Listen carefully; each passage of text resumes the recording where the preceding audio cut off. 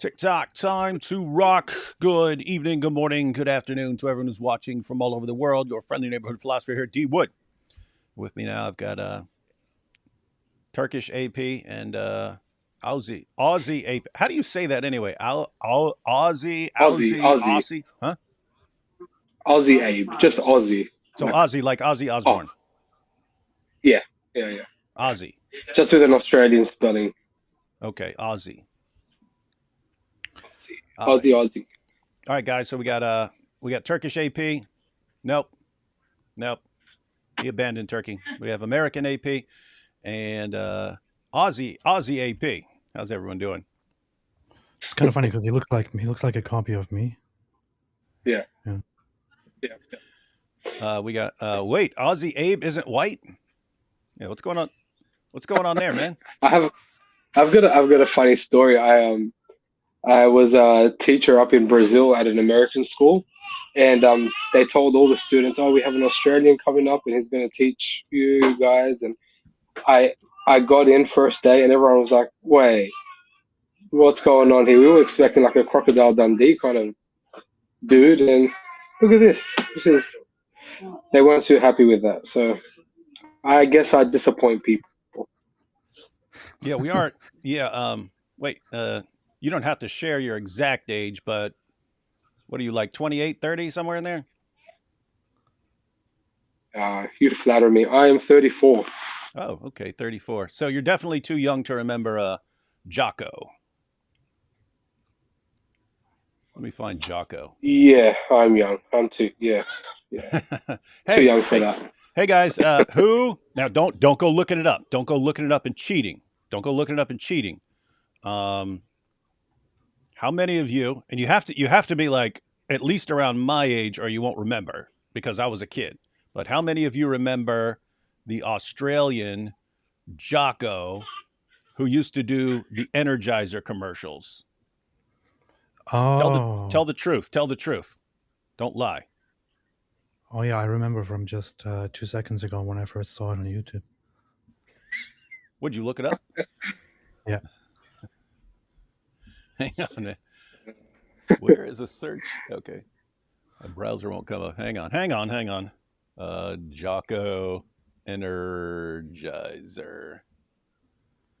Let's see. Not me. Someone said I know the brother, but I don't know if he means you. I don't know if he means Aussie Abe or Jocko. Oh yeah, hey, and then Jack Ray even remembers the Highwaymen TV show. Did you look that up, Jack Ray? Because I remember that. That was my favorite show, but it didn't last long. And then to give him a different name for the show, they called him Jetto. That's what they came up with. Hang on, let me get a picture of this dude. Jocko, man. I found Jocko here. Hang on. Just pulling this up.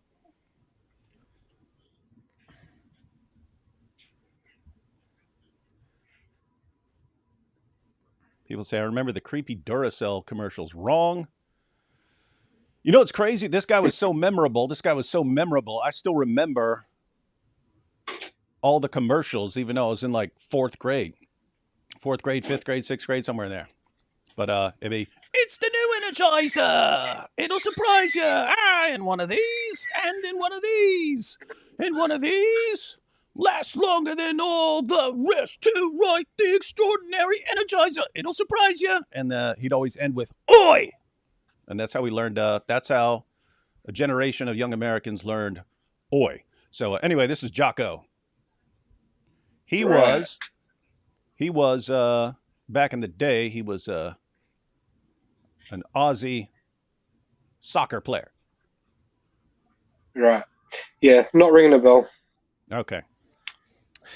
Our icons in my era is like Crocodile Dundee, Steve Irwin. Pretty much that's. Crocodile Dundee is around the same time as this guy, man. But really? This guy did. No. Yeah, being in a couple of commercials is different from like being in a movie that like everyone loves forever. You know what I mean? Yeah. So anyway, that's Jocko. You know what's funny? Until just now, I didn't realize that that Aussie Abe is the Aussie Abe. Who do you think it was, man? I couldn't make the connection for some reason. I was completely off. Like, wait a minute, Aussie Ape. Oh, I was expecting something a little more Crocodile Dundee, Steve Irwin-ish. Yeah, definitely. So Yeah, you Right. tricked because us you're all, man. racist. You tricked us all. it's got nothing to do with your origin or anything. I just didn't for some reason make the connection to your name and what we always say, Aussie Ape. Funny. Man. Hey, someone here saying Mad Max character type, and then someone said Mad Max. What are you talking about, Jocko, man? Wasn't in Mad Max? But this guy says Was he in Mad Max? no. You see how messed up this is? Like, David scheduled a live stream. It's supposed to be about preaching Jesus. Instead of preaching about Jesus, he preached about Jocko. This is clickbait. You gotta connect with people, man. You gotta connect with people. They're on the Yeah, we got opposite it. side of the world, so everything is opposite for them. And so, anyway, but It apparently, is true, and right now our icon is Lily J, so we gotta fix that one up. You're very these lucky. are good times. These are good times. All right, guys. So, Aussie Abe. Well, before we even start the video, why don't you tell us what you guys did? Because you were telling us you were going to do it, and then you did it, and then you posted a video of you doing it. Yeah. So basically, like 3 weeks ago, we started up for people who are asking, yes, he has an awesome, way better library than me and AP have. Yes. Yeah, just I'm competing with Uthman. Have a look. It goes for miles. Look at that. Look at that. It keeps going. Well, if you read one, you're already beating him. Yeah. No, guys, I just told Aussie Abe a couple hours ago. I sent him a message. I'm like, hey, we're gonna watch your video. So if you catch this in time, and I don't know if he would because he's on the opposite side of the world, but I said, hey, if you want, you could jump in, and so he jumped in there, and yeah, but yeah, I was there. I'm at a public bookstore, so yeah, I got a good bookshelf in the back. Yeah, I didn't make it with my own hands though. There's also yeah. Yeah, so basically our YouTube channel, we started that up like 3 weeks ago. So we hit the Mardi Gras parade, sorry. And that one gained a little bit of traction, not too much, 2,000 views. That was our first video. But this one going to Ramadan in Lakemba, we're up to, I think, close to 90K views. Completely organic. It was wild. That is it. So, By the way, I guess little side note. I've been doing this. I've been doing YouTube for a minute now, and that's a huge start. Just so you know, that is a huge start. Yeah, we were not expecting that. So, But I guess because it's trending,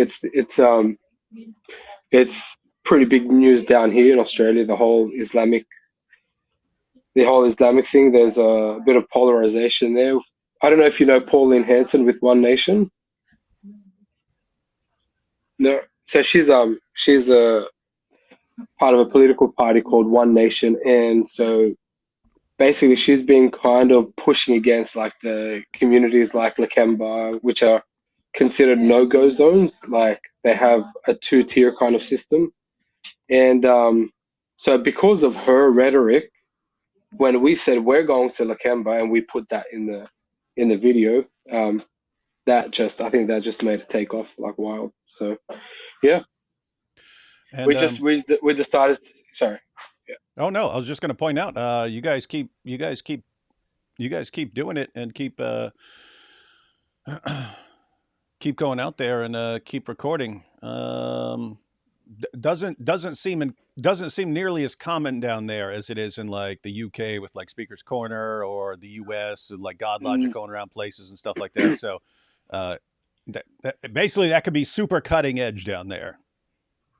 It's really uncommon. And even with ministries and churches that do engage the Muslim communities, they have a very like build a bridge kind of approach, which look, they do it because they don't want to offend. And like it's kind of like the cardinal ethic in Australia is do not offend. Just don't offend people, respect people. You're a nation of criminals. Like where did you somehow get all these like super lofty rules? I know. that's a good point. It doesn't make sense. It doesn't vibe with our history. But basically a lot of the people that do minister to Muslims, they have a very soft, gentle approach, and I guess that can be good to a certain extent. But they say that this is a way that doesn't invite hostility. It doesn't, you know, it doesn't bring about aggression. But at the same time, they notice that when they're softer, when they're gentle with the Muslims are happy and comfortable with that approach. But that doesn't reach them, Why right? would you want to You've make got them to actually push. Yeah. And again, that's pretty much how a lot of churches and a lot of ministers and a lot of people who I actually do respect the way they approach it, because they see it as a very sensitive, hot button issue.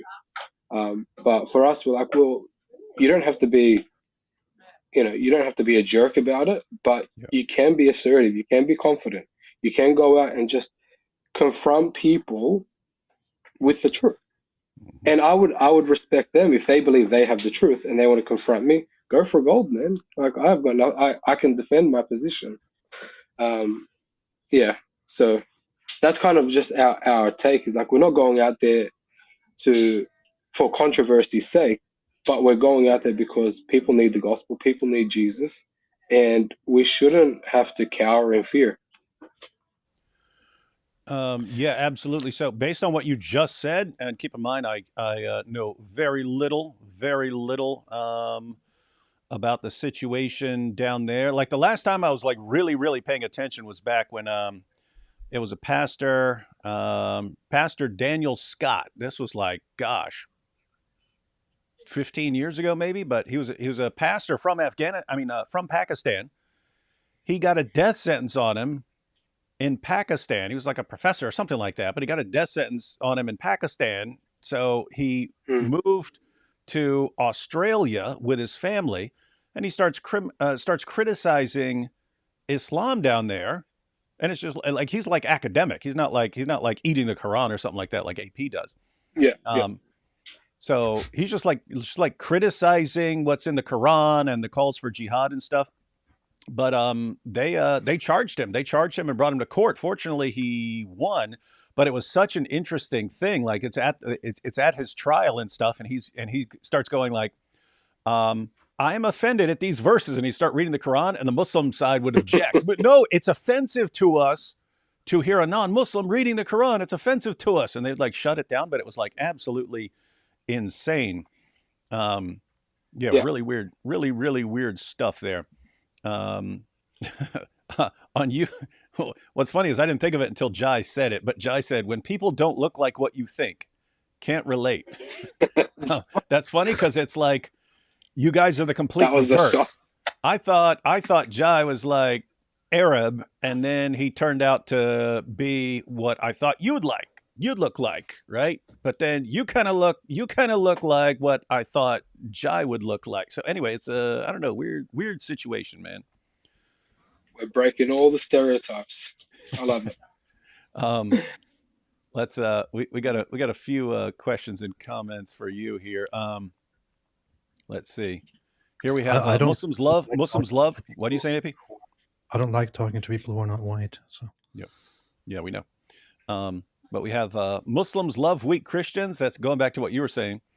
If you're super nice and super polite and you tiptoe around them and you never say a word of criticism, they'll love you. They'll be super nice. They will never respect you. If you blast away, you come in like just blasting, hitting with the gospel, defending everything, criticizing Muhammad, they will scream and moan and wail. They will respect you, though. They won't admit it, but they will respect you. Well, it's interesting because so at the same event we went to, there is a ministry called the Peace Tent there. I don't know if you watched the video, David, but there's a ministry there called the Peace Tent, and they've been there for 8 years. And basically they have this tent, they invite Muslims to come in and have conversations about, Christianity, about Islam, whatnot. So they have like little prayer mats and rugs and pillows. But Muslims don't respect that. They just don't. They'll go in, they're fine with it, they're comfortable with it, but they don't respect it because there's nothing there that is a threat to them. There's no threat to their ideologies. There's no threat to um, the deen, and there needs to be that little bit of a threat in order for them to actually respect, like a pushback. Yeah, and so based on the little bit you've told us here, it sounds like basically where the U.S. was like 20 years ago, because that's when I Yeah, was kind of getting yeah, started. That was standard. It was, hey, you're a Christian, you want to preach, great. Just talk about the gospel. Under no circumstances hmm do you criticize Muhammad or the Quran. Don't ever do it. And it was Arab Christians. It was Arab Christians. It was Zachariah Boutros and Brother Rashid and so on are saying, no, you gotta be blasting away at Muhammad and the Quran, or they're not listening to you, and yeah, they're not taking you seriously. And then I found that out from Nabil, but at the time I just thought it was Nabil. I didn't know it was like just like extremely common way of thinking. But mm, I've mentioned this many times before, but Nabil and I were watching a debate. It was Jamal Badawi versus William Lane Craig. William Lane Craig just completely crushed Jamal Badawi to the point where Badawi got all flustered and started yelling. And Nabil and I hmm finished watching the debate, and I said, I would have scored it like 95-5 if I were being yeah, generous. It was such a massacre. And we finished, and so I said, "So Nabil, what'd you think?" And he goes, "Oh, Badawi clearly won." I was going, "Like, what did you just see?" Because there are people who will just side with whoever their debater is, but Nabil's not like that.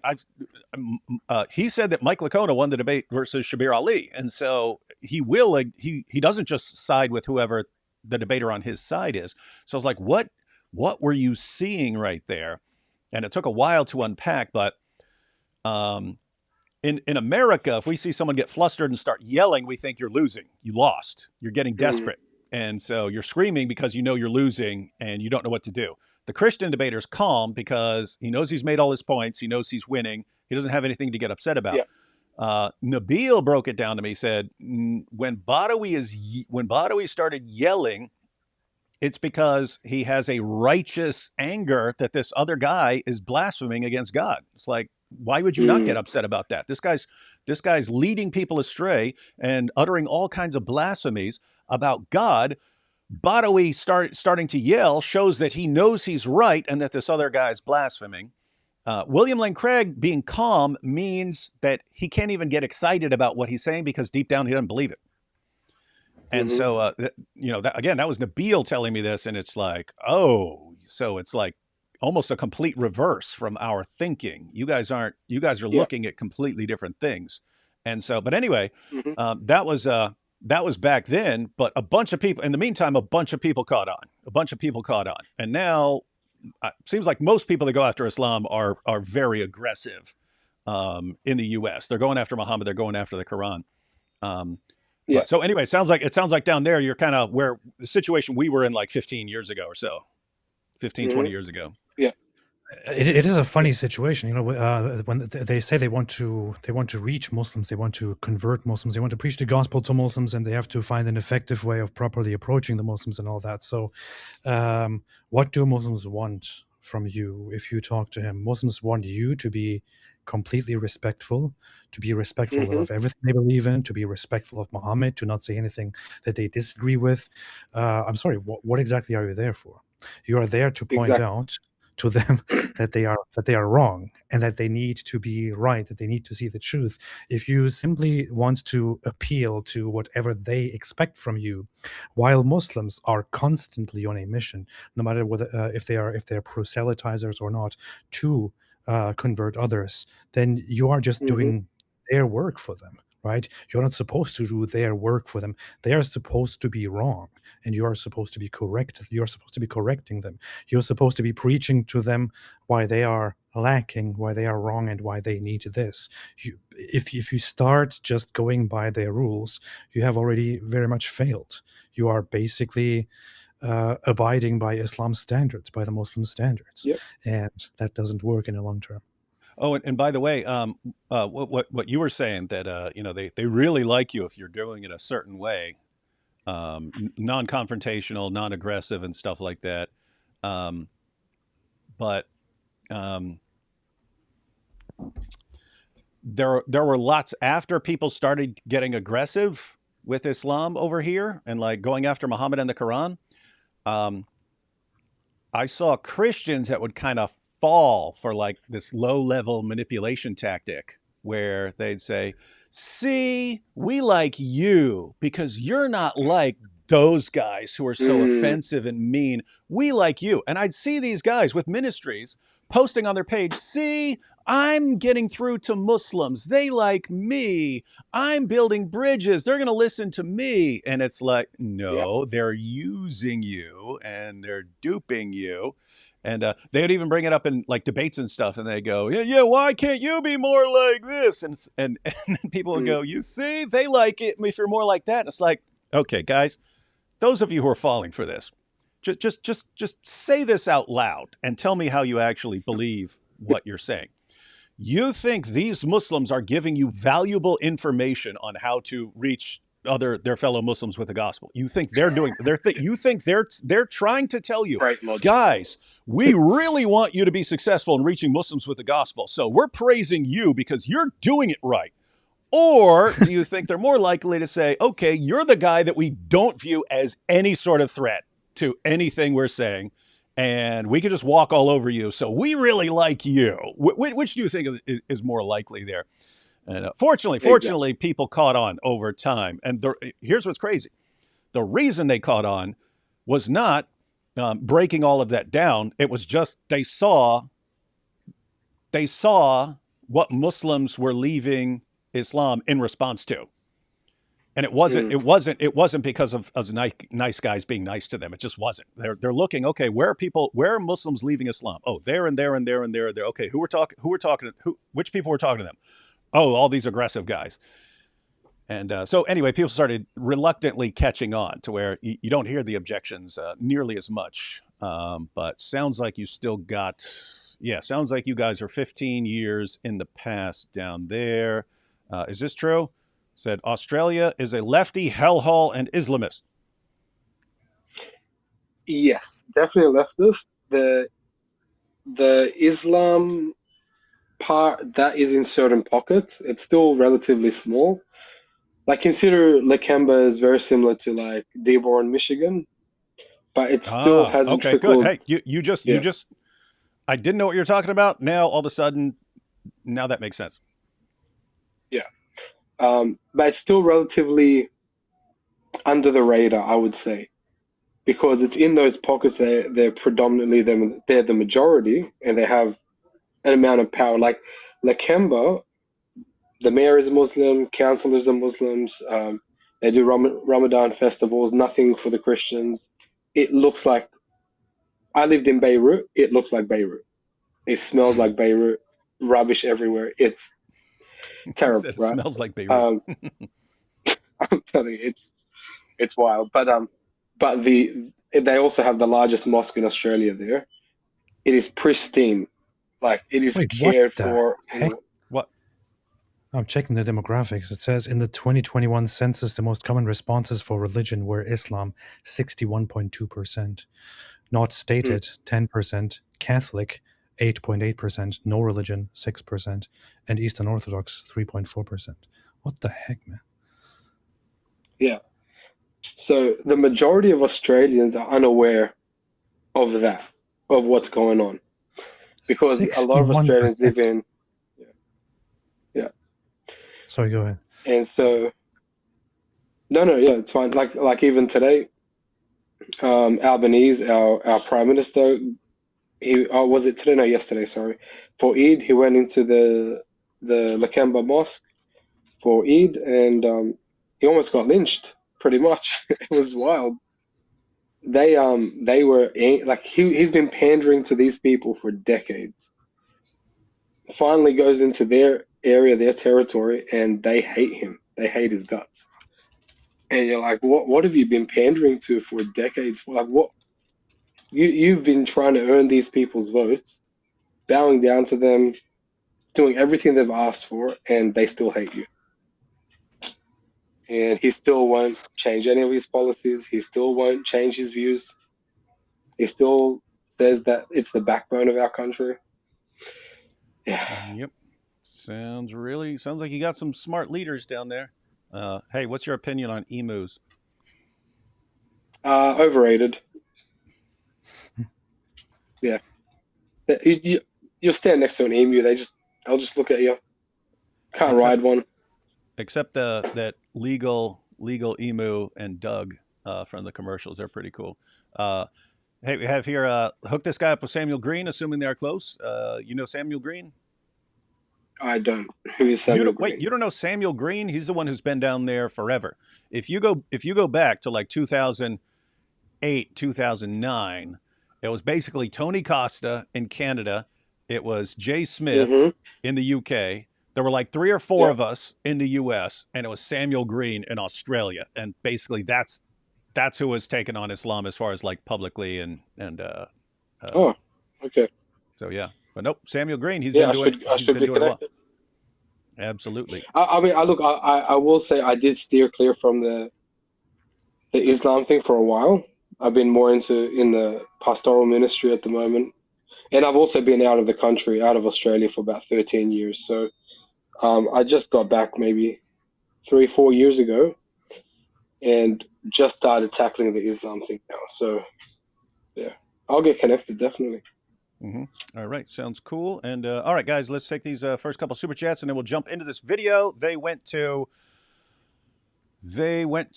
Muslim area during Ramadan, preaching the gospel. So we're going to check that out. Fortunately, they recorded it. I've got a link in the description, also a link to their channel, new channel, but that video's taken off pretty darn well. So we'll check it out. Is Apologetics Roadshow in the room with us? No. I just did research and saw the Bible says James 2:14-26, faith without works is dead. That was Durant's point. I read X replies to D Wood and Zero knew it. Yeah. I was gonna record a video today, guys. It didn't work out with my wife is out right now. That's why I don't have headphones. I gotta listen for my son and stuff. So anyway, our schedules didn't line up, so I didn't record it. But gonna record it tomorrow. Gonna go through that interesting stuff. And I don't just mean that situation. I mean what that is the latest example of. Just people believing whatever they want to believe about anything and deciding what everything is based on what they like and don't like. And seems to be getting worse. Watching this live all night long, like Momo with Zut. Hey, Netanyahu's office actually made a statement about the whole controversy, which I didn't expect at all, because normally he doesn't really respond to stuff like this. But he actually made a response on Twitter. The Prime Minister's office said that people are spreading lies that Netanyahu denigrated Jesus Christ, and he clearly did not. And I kind of briefly reiterated what he actually said and what he actually meant, which was kind of interesting. Yeah, he kind of took it as important. You know what's weird? You know what it reminds me of? It reminds me of like what they'd call Trump derangement syndrome, but it was it was like so there was some big controversy, some protests. I didn't even follow it that much, but I've heard it like a million times. But it was some protest over whether to tear down like a Confederate statue or something like that.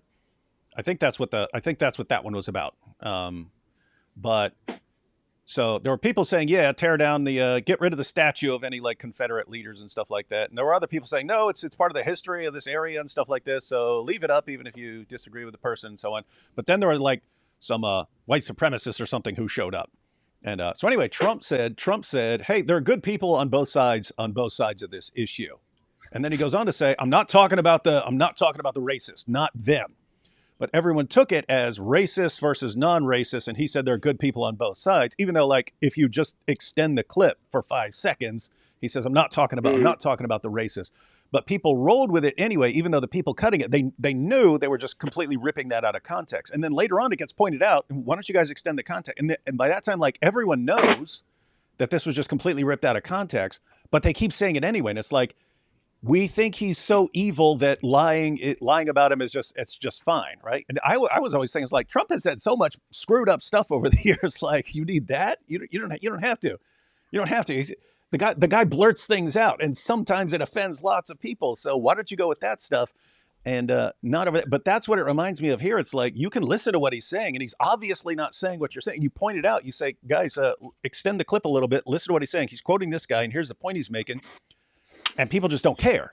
He's evil, so it's okay. It's just okay to lie. And I'm just like, guys, there's all sorts of stuff you can criticize the guy over. Why you standing your ground on the thing that's like a lie? That's always weird to me, but something weird going on with that. Should have a video up on that tomorrow, guys. God bless AP. God bless Daoud and Aussie AP. Hello, AP, Mike Winger, and AP 2.0. God bless you. Thank you. 2.0. Jocko, Yahoo Serious, Outback Jack, Crocodile Dundee. Yahoo Serious, man. He played Einstein. Forgot about him. Let's see. Are you on team Chris Hemsworth or Hugh Jackman? Oof. Oh, they're Aussies too, huh? Yeah, we forget about those because they do different accents when they're in the movie, so we don't even. I'd say Hugh Jackman. Yeah, Hugh Jackman. Could I get a shout out for my channel intro video tomorrow? Road to Damascus. No, but remind me to check out your intro video. Hey, did you see people are saying that Chuck Norris died, which is kind of stupid because how can Chuck Norris die? Yeah. Why'd you have to drag down the whole stream, man? It's a dark day.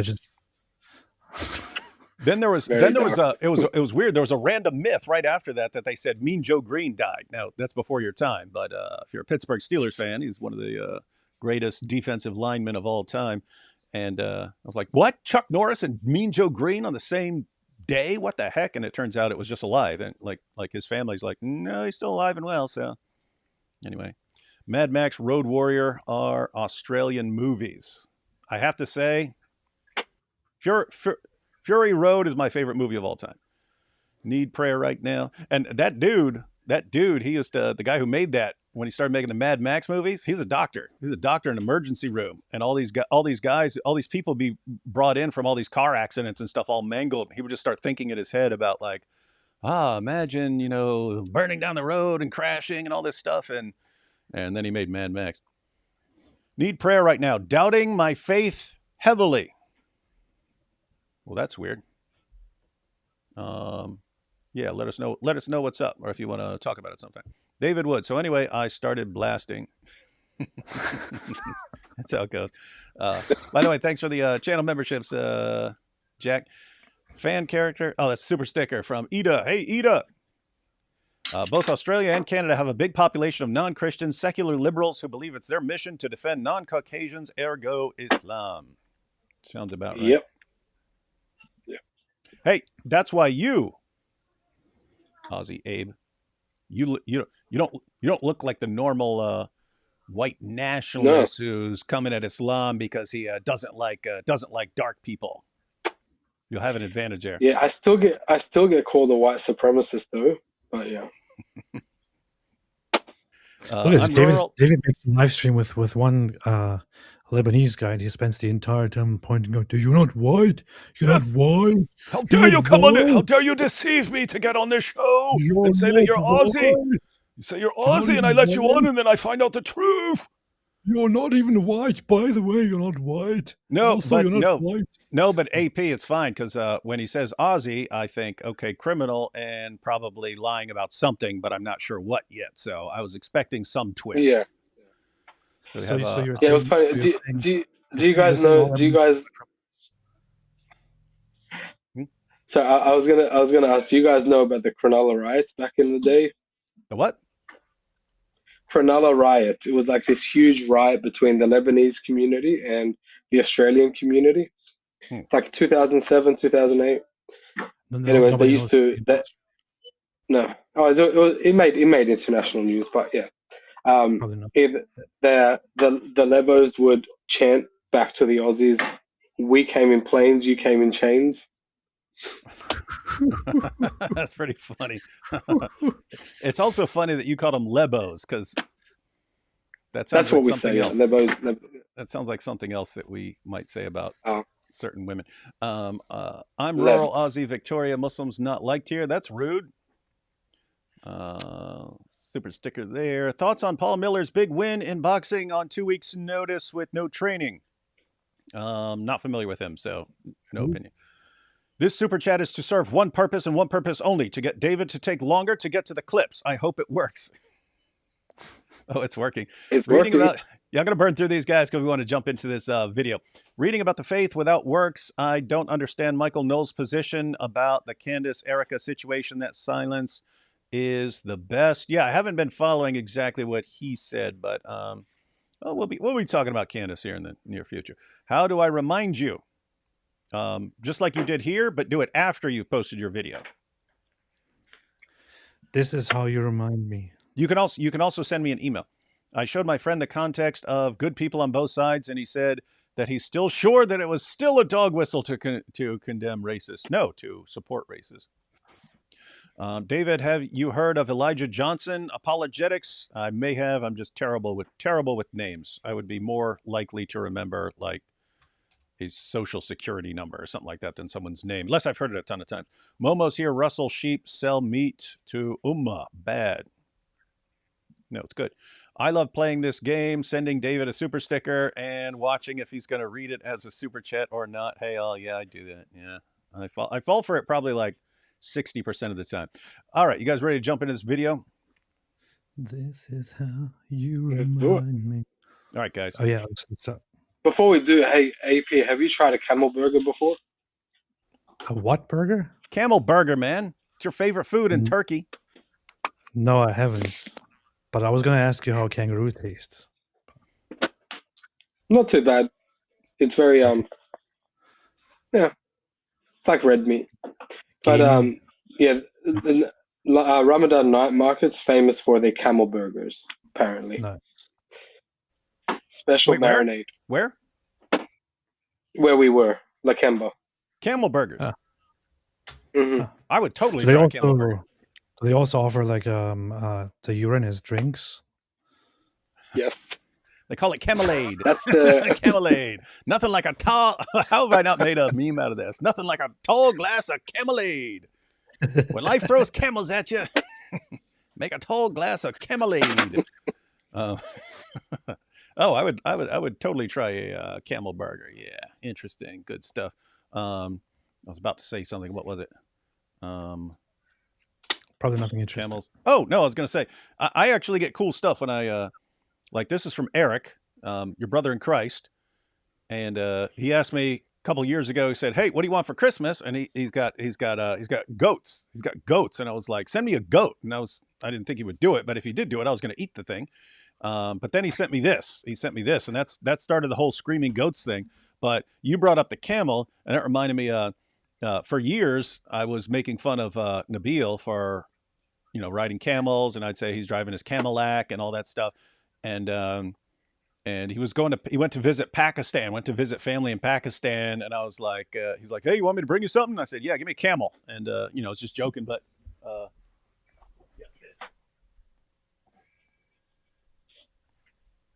yeah, so he brought me this back. So I still got this thing. It's like I don't know, pretty cool. What's crazy is the legs aren't even, so it's like lopsided. I was like, it's kind of shoddy. It's kind of shoddy craftsmanship. I mean, like really well, cool, decorated. It's metal and stuff. Just it's not. The feet aren't level, man. I have to put a couple coins under certain legs. Anyway, all right. What if when you said bring me a camel, they actually took it literally and were like, "What? How am I supposed to bring a camel?" And then found that and I was like, "Okay, this might just do it." Yep. So anyway, I got that. So I'm super cool. All right, guys, let's go ahead and jump into this video. Again, links in the description box. Here we go. You gotta die. You gotta die. If it hurts someone's feelings, last time I checked, it's not against the law. Do you know what I mean? Like. Every time I'm trying to press you for an answer Gaslighting for this, center, you're bro. not answering. Bro. Hey, I'm being hard on you because you're a Christian. Like, come on, man. You are. Standing here right next to you. I said it. Yeah, I said it. Gee, man. I know, yeah. I don't want to be kissed. But you hate. I don't want to be kissed. I don't want to be kissed. Jesus was a Muslim. Yes. Moses was a Muslim, Abram was a Muslim. Yes. You're being very disrespectful. You guys here? What? According to you, but not according to us. Okay. Muslim. I read the gospel and I became Muslim. Yeah, I'm being dead serious. Wait, so some of these are Christians saying you're being disrespectful? They were Christians. We'll get to a bit of a longer portion of that, but they kicked us off the church property. Now, what were you doing that was disrespectful? Were you screaming Muhammad's a pedophile or like what? No. So there's a whole backstory to this. I put up a post saying we're going to go up and minister in Lakemba, and it got the attention of the Lakemba police department. They came over to my house. They tried to stop us from going. We're like, look, this is still a free country. We're going to, preach the gospel. This is our rights as Australians. Anyways, the council, when we got there, they said, look, we just want to meet up with you and make sure we go over the rules for the event. We got there and they said, look, the church is private property. That's fine. But you can't have signs or distribute any materials within the event precinct. So I'm like, okay, cool. We'll just stay by where the church is because that's private property. They contacted the caretaker of the church. They got him to come down and kick us out of the private property of the church because they knew legally they couldn't because we had the signs there. Now, I did have a speaker that I used for about 10 minutes, open air preaching. All I did was just share the gospel. I didn't mention Muhammad as a pedophile or warmonger, even though he is. But that was enough to get them to come over and say, no, get out of here. You guys are done. So after that incident, we just got rid of the speakers and the signs, and we just went in and just had conversations with the people in the event. Nice. I doubt it. So We believe there was a crucifixion, but it was not Jesus, it was his disciple. What? Sorry. What's going on, Kyle? There's an issue down there. What's going on, guys? What's going on? Here at Ramadan Night markets. markets in Lakemba. The police, they didn't want us here. The Lakemba community. So just to be clear, again, you're basically, for people who are over here, this is Australia's version of Dearborn, Michigan. yeah, correct. Didn't want us here. Nope. The Islamic communities didn't want us here. But do you know who wants us here? Jesus Christ, our Lord, our Savior, the Almighty God. He calls us to preach the gospel, and that's what we are doing tonight. Amen. This is the name above all names. So this is the moment. He said, I am the way, the truth, the life. No one comes to the Father except through Jesus Christ, the Messiah. People of Lakemba, you have an opportunity tonight to turn away from all the false ideologies, to turn away from all the falsehoods that you have been taught, and to come to know the one true living God, Yahweh Almighty. Just because you say it's not listen, right. I don't want to argue with you. I'm not trying to argue. I'm just So- saying, like, it might be. What's that? This guy here in the blue, he is the event coordinator for a council. So everything here is council run. So this is all taxpayer money. So this man here, he is the one that was attempting to kick us off the church property. He couldn't legally, so he went and got the caretaker of the church to come down. And yeah, I'm not sure what the law is down there, but for Americans, it's like confusing to say you can't be doing this on public property. It's like that public sidewalks, public parks, and so on. Those are like those are like where you have the highest benefit of the doubt on anything free speech related. And and it was interesting because when I was sitting here thinking like, what would be, I mean, look, there's so much space on there. It's not like you're not blocking traffic or something like that. So what would be that's where police might get involved in the United States. Like if you're on the sidewalk, but such a big crowd forms and it starts spilling over into the streets and stuff like that, then they would come over and insist on moving things around or breaking up into something smaller or something like that. But then I was thinking, I was like, no, the exception is Dearborn would make rules like you can't hand anything out on the sidewalks and stuff like that during this time. Yeah. And it's like, what are you even talking about? the United States of America, right? So anyway, but they find ways to do it. So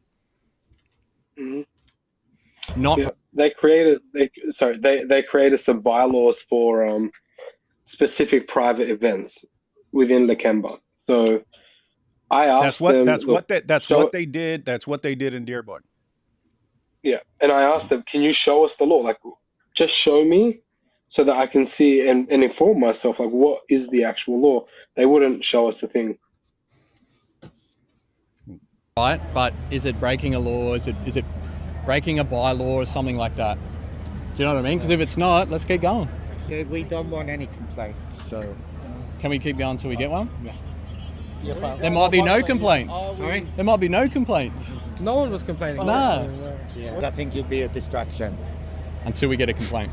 No, we can. It would be very disrespectful if someone comes from another religion to your No, I'd have no problem. That's the reason. They're filming it like it's... That's what Anthony always says, and that would be my view. Because they'll go out and stand in front of a mosque and stuff or some Muslim event, and as Muslims are coming out, then they'll talk to them and stuff like that, and they always go, "How would you like it?" They were even saying that in Times Square. They were saying that in Times Square when Muslims they take over an area of Times Square, and then when someone comes along and starts talking to them or something like that, they go, "How would you like it if we came to your church?" And, first of all, that's a different situation. Going to someone's church would be different from like being in the middle of Times Square. But apart from that, Anthony's like, "I'd love it if you guys came to my church. Yeah. I'd love it if you guys. I'd love it to walk out of church and you guys are standing there. I would love that." But also, this was not a mosque. Like we weren't going into a mosque here. Mhm. This is a public event. Yeah, that's a public right? street right there. We're getting quoted That's now. just for our legal protection. Yeah, In case it's anything just was safety and happened. everything. No, but where does it say that though? See? So, Yeah, does it apply to us? Yeah, to everyone that But this is enters private the property. site. But whoever's entering the site. But this is private property? You're being very disrespectful. You guys here? What? According to you, but not according to us. Okay. I think you're being very disrespectful. What's to wrong? us. Speak out. Yeah, so what's the, if we can't do it, what happens? What happens So after that? basically, you're saying, are we in risk of arrest? Yeah, like what happens if we can't do it and we do it? What happens? You get a phone. Okay. You know what I mean? Yeah, okay, That's what I'm saying. That's fine. Bro, are you in a bad mood? No, You get a phone? You're saying all these things. You don't even show us anything. Oh, I know, but God bless you. Thank you, mate. I know you don't like me at the moment, I can tell. But God bless you. I just think you're being very disrespectful. You can think that? You can think that, but look, like Sorry, we said, mate. Let's just say that the fella behind me in the blue shirt from the council is a Christian, but is very upset at us and says that we're being disrespectful by doing this, by preaching on a mic. We'll have a look at the law and see what it is, because hey, we report to God, we don't report to people here. So, but we don't want to be breaking any laws, but we're going to have a look it up and see how we go. What did you say? Give up while you're here. Give it up. Okay. We're here to preach Jesus. Give it up because Jesus loves you. Where do we go after we die, brother? Can you die? Of course. Okay, be stupid then. Why is this stupid? Give it all away. We're just gonna die. That sounds stupid. What sounds stupid? Then we're going to die. Yeah, we're all dead. We've got to be loved. We've got to be brothers. Of course. What's unloving? Do you think we're being unloving? This is just the local drunk. We can probably skip over this. What's that? This guy's he's just a local drunk, so we can probably skip over that part. Oh yes, he's one of the guy. Hey, you're hurting people's feelings when you say this stuff. So why would you do that? That's Oh, he's drunk. I see. Makes sense. Okay. It's kind of strange to me that they give you phones if you cause trouble. Yeah, it's cool though. Yeah. I don't want to be kissed. I don't want to be kissed. God love you, brother. Thank you. That's love. Look right here. It's a good style.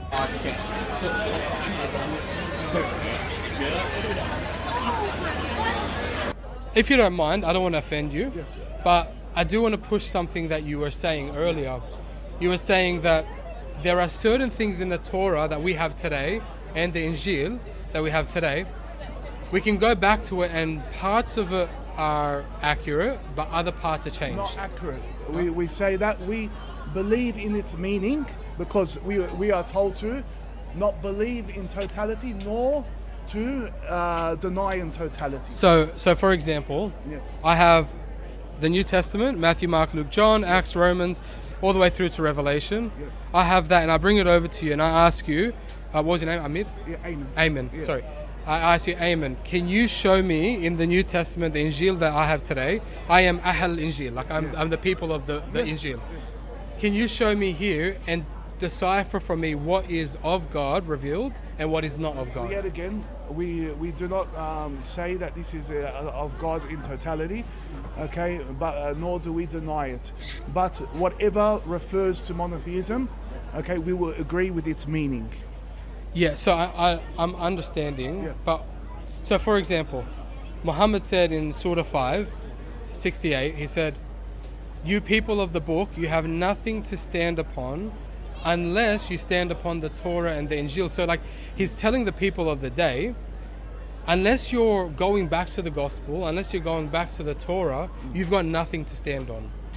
And basically you're mushrikeen, you're disbelievers. Okay, yes, that's true, but we have to see other ayat, other verses, which proves like the next thing, which the last revelation that came to the Prophet Muhammad, peace be upon him. Today I've completed your religion and perfected it for you. So Good That's stuff. funny. Good stuff. Because you guys, he used one of the best verses there. He went to Surah 5, verse 68. That's Muhammad being commanded to say to the people of the book, Jews and Christians, you have no ground to stand upon unless you stand fast by the Torah, the gospel, and all the revelation has come to you from your Lord. Very strange thing to say if he's actually saying your books have been corrupted, you can't trust them anymore, you need to go with the Quran. It's a very He strange way gets of into saying that. Yeah.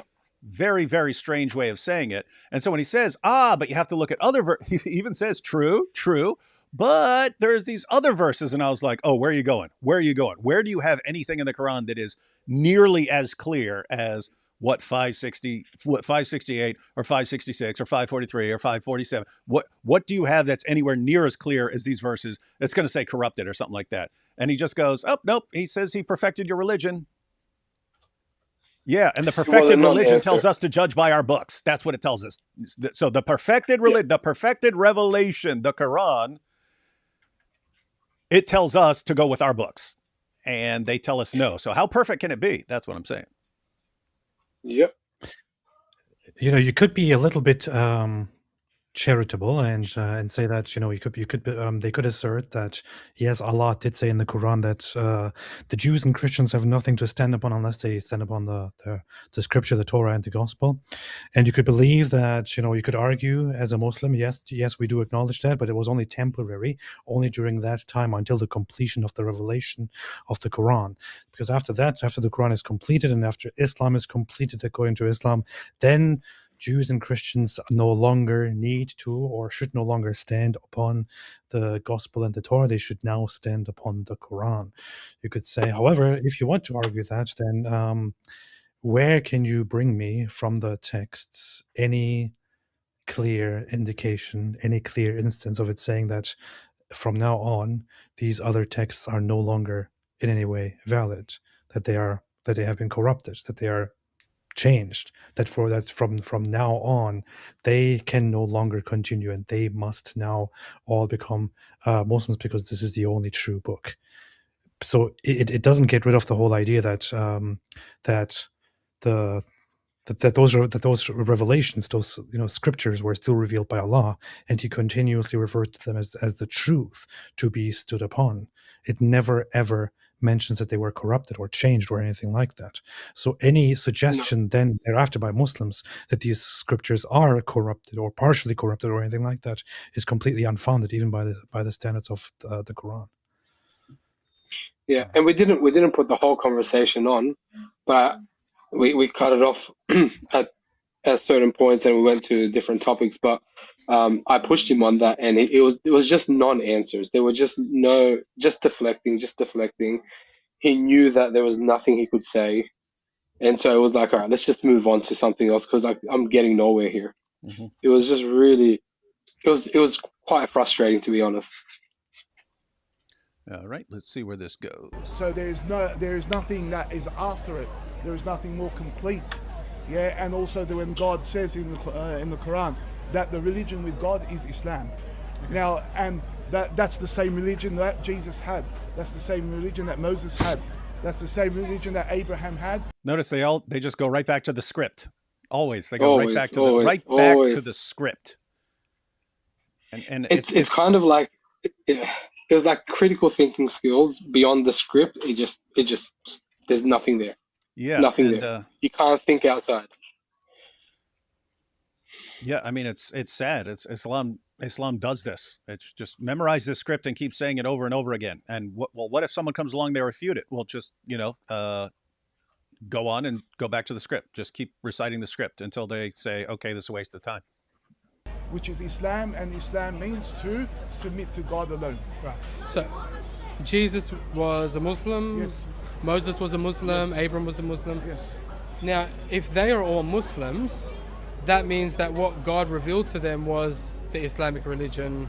That's right. But there's certain things in Islam that, for example, contradict what Jesus did as we see in the Torah. Okay. So yet again we say the Torah that's today and the gospel that's today is not the same that was revealed, okay, to Jesus himself or to the other prophets. So where would the Torah and the Injil be today then? Where is that? Well, because they have corrupted it and there was no one that preserved it, okay, we don't know what is available today of the original.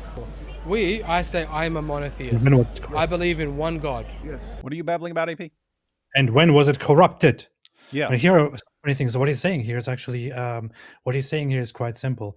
The Quran clearly affirms that the Torah and the Injil, meaning the Torah and the Gospels, or the Old Testament and the New Testament, or just the 5 books of Moses and the Gospel accounts, or a certain book called the Gospel, which apparently was at some point revealed to Jesus, but is no longer available, and no Muslim can ever point at where it actually is. But they also claim to have read the Injil and all that. Anyway, because the Quran says that those are true revelations and the word of Allah, which He brought down and gave and preserved, and nobody can preserve His word. They somehow have to agree that these books did indeed contain the word of Allah, and that they are to an extent true, which is why they cannot fully say that these scriptures are invalid and absolutely false. The Quran only affirms their authenticity and their correctness and their proper revelation. It never says that they were corrupted. But Muslims have to argue that they were corrupted because when you read the contents of these scriptures, you see that they're completely in contradiction with the Quran.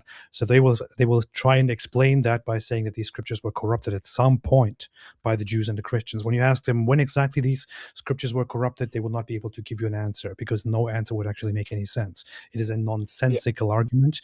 It is a nonsensical claim and nonsensical suggestion, and any attempt to put a proper time frame to it would be a completely embarrassing failure and would also be in contradiction with the Quran's own words. So they can't answer what the Injil and what the Torah actually are. They can especially not answer what the Injil or what the Gospel actually is. They cannot answer when it was corrupted.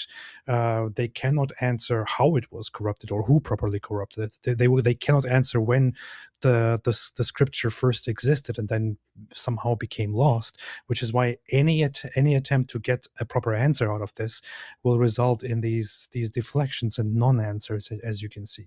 And another issue to make is what he's saying there when he says we can neither, it's basically like a legal statement. We can neither confirm nor deny that this certain thing in the text is accurate and Allah's word. What they are trying to do here, when he says anything there that agrees with monotheism, we agree with and all that. What he's trying to do is he says, the Quran says that the Gospels and the Torah, or the Gospel and the Torah, have been revealed by Allah. So therefore, we agree that it was revealed by Allah, but it was at some point corrupted. We have to argue that, which the Quran itself doesn't say, which Muslims argue. So we have to argue that it was at some point corrupted, but we cannot tell you exactly which part of it is corrupted and which part is authentic. And if you ask us which part to trust and which part not to trust, we will tell you to trust exactly those that agree with Islam. That's what he's trying to say. And it's all circular. It's all circular. Yeah, it's very circular. Mm-hmm. So is this what they would say when they refer to conscious editing, right? They kept referring to the Quran consciously editing the Bible. That's they get it. Which makes zero sense. Yeah, someone eventually comes up with a stupid response, and I heard they got that one from Chat GPT. They were asking Chat GPT to come up with a response, and so and then they ran with that one. But yeah, just nothing actually fits what the Quran says. Nothing that they say in response actually fits what the Quran says. And what I want everyone there, all of you who are watching, I want you to notice something here. Because I see lots of people, they'll learn some points, or they'll learn an argument like the Islamic dilemma or something like that. But they're worried that if they're talking to a Muslim, the Muslim's going to have all these awesome responses and so on. There's a dawah guy here. There's a guy on the street giving dawah. Does he have some great response to the Islamic dilemma? There are no responses to the Islamic dilemma. That should be encouraging to all of you. In other words, guess what, everyone? You can learn a couple of verses. You can have a couple of verses and go up and talk to these guys. And it's going to be a problem for them. I'll say this. I am by no means an expert in Islam at all. My knowledge is very basic, and yet there was nothing that they could say to refute. I memorized a few verses, and that was it. We can see that. Yeah. Mm-hmm. That one God, in essence, is the Father, the Son, and the Holy Spirit. That's destroying monotheism, because monotheism is submitting alone to God. It's not. Yeah. So what we say, God is one, with three persons, but He's not sharing in the essence separate to divine essences. That's like saying 1 + 1 equals 3. It doesn't make sense. But that's 1 + 1 + 1 equals 3. But he said that's like saying 1 + 1 + 1 equals 3. But 1 + 1 + 1. So what we say, God is one, with three persons, but He's not sharing in the essence separate to divine essences. That's like saying 1 + 1 equals 3.